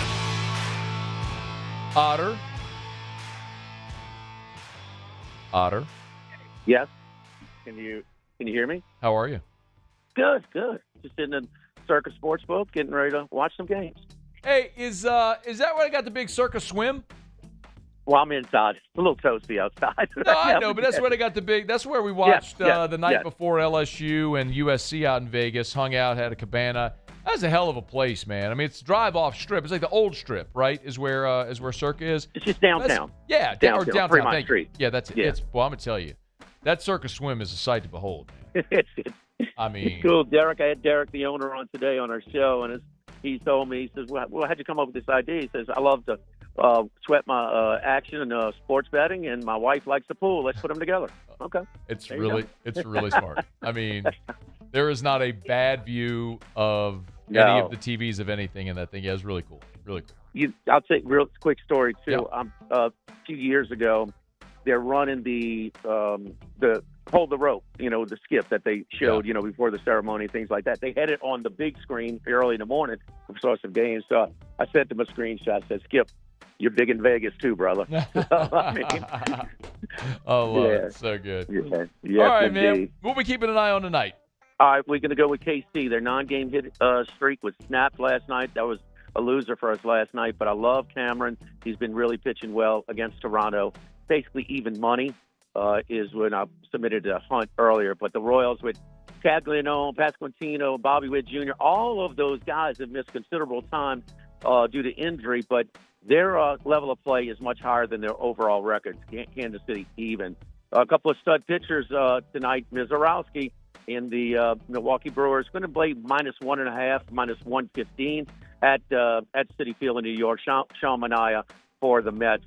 Major pitching advantage there. Atlanta, the Braves looking for a sweep. They've got their ace on the mound. Second odds choice right now for NL Cy Young. But the Atlanta Braves, we look for them to finish off the sweep of the Los Angeles Dodgers. They have a 1.5 lead right now for overall record. Keep in mind the top 2 records get a bye in the first round. And then the Yankees, your Yankees rubber game in the Bronx. I think we got a little weather delay going on right now, but Yankees -150 against the Astros. All right, Royals, Brewers on the run line, Braves, and Yankees. Those are your auto locks tonight. All right, man. How'd it go today out in Vegas? It went well. I mean, maybe if you heard some screaming a couple of time zones away, that was Chris Macero, who lost a 9-3 lead in the ninth yesterday against the Reds in San Francisco. So, yeah. God bless. Yes, indeed. So they're having a good time, man. Big sign-up contest weekend, and so there's lots of activities for us over. My buddy Ricky Danois over here from New Orleans, who works over at Circa. So small world, man. Awesome. And we're ready to have a good time. All right, man. Well, have a great weekend. Looking forward to hearing the show tomorrow. Thanks, Otter. All right, Matt. Thank you. All right, be well. It's after further review. Jimmy is a Relief Windows customer, as am I, as are so many of you. Relief Windows and reliefwindows.com. Windows door siding.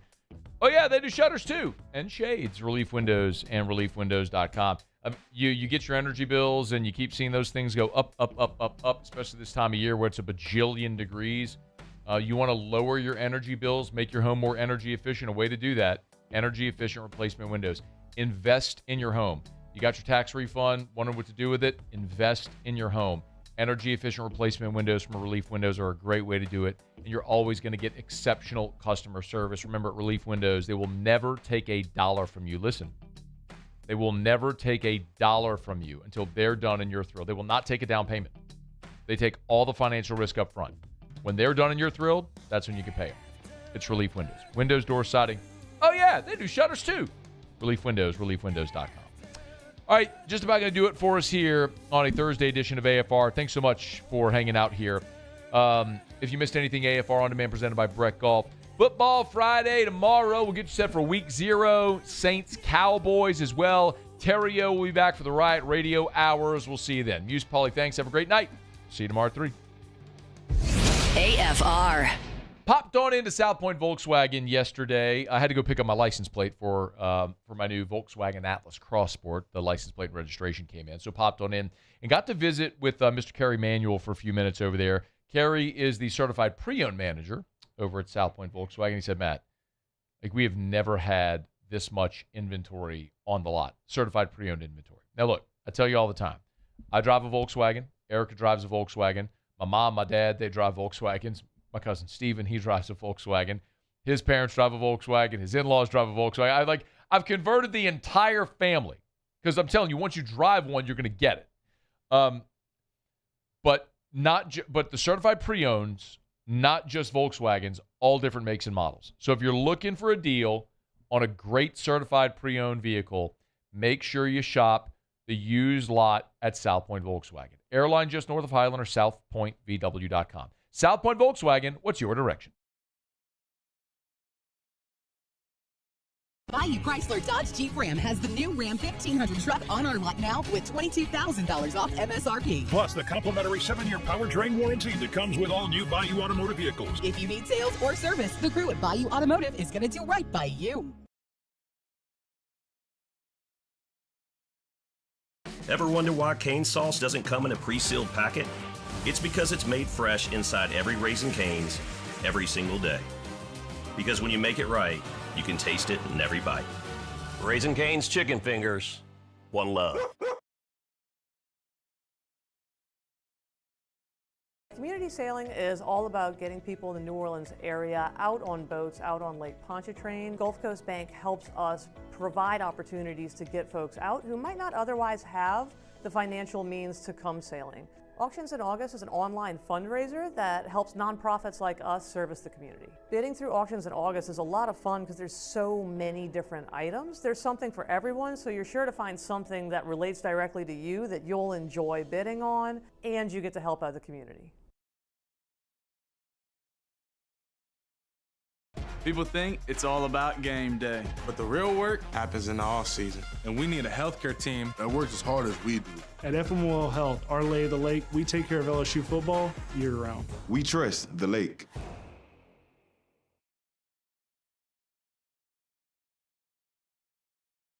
When a capital project moves from planning to execution, downtime isn't an option. Who do you trust to deliver? River Parish Contractors has more than 500 employees, dedicated safety, quality, and project management teams, and 9 full-time estimators backed by a 36,000 square foot automated pipe and structural steel fabrication facility. We can deliver multi-million-dollar industrial construction projects on time and safely, locally owned and headquartered in South Louisiana. We're River Parish Contractors, and we're built for bigger challenges.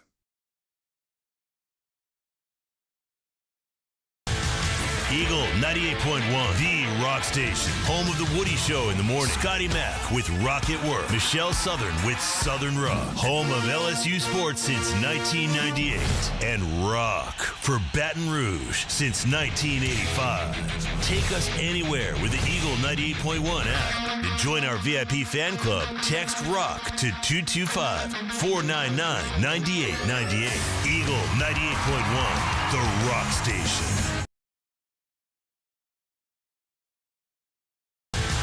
Eagle 98.1, the rock station. Home of the Woody Show in the morning. Scotty Mack with Rock at Work. Michelle Southern with Southern Rock. Home of LSU sports since 1998. And rock for Baton Rouge since 1985.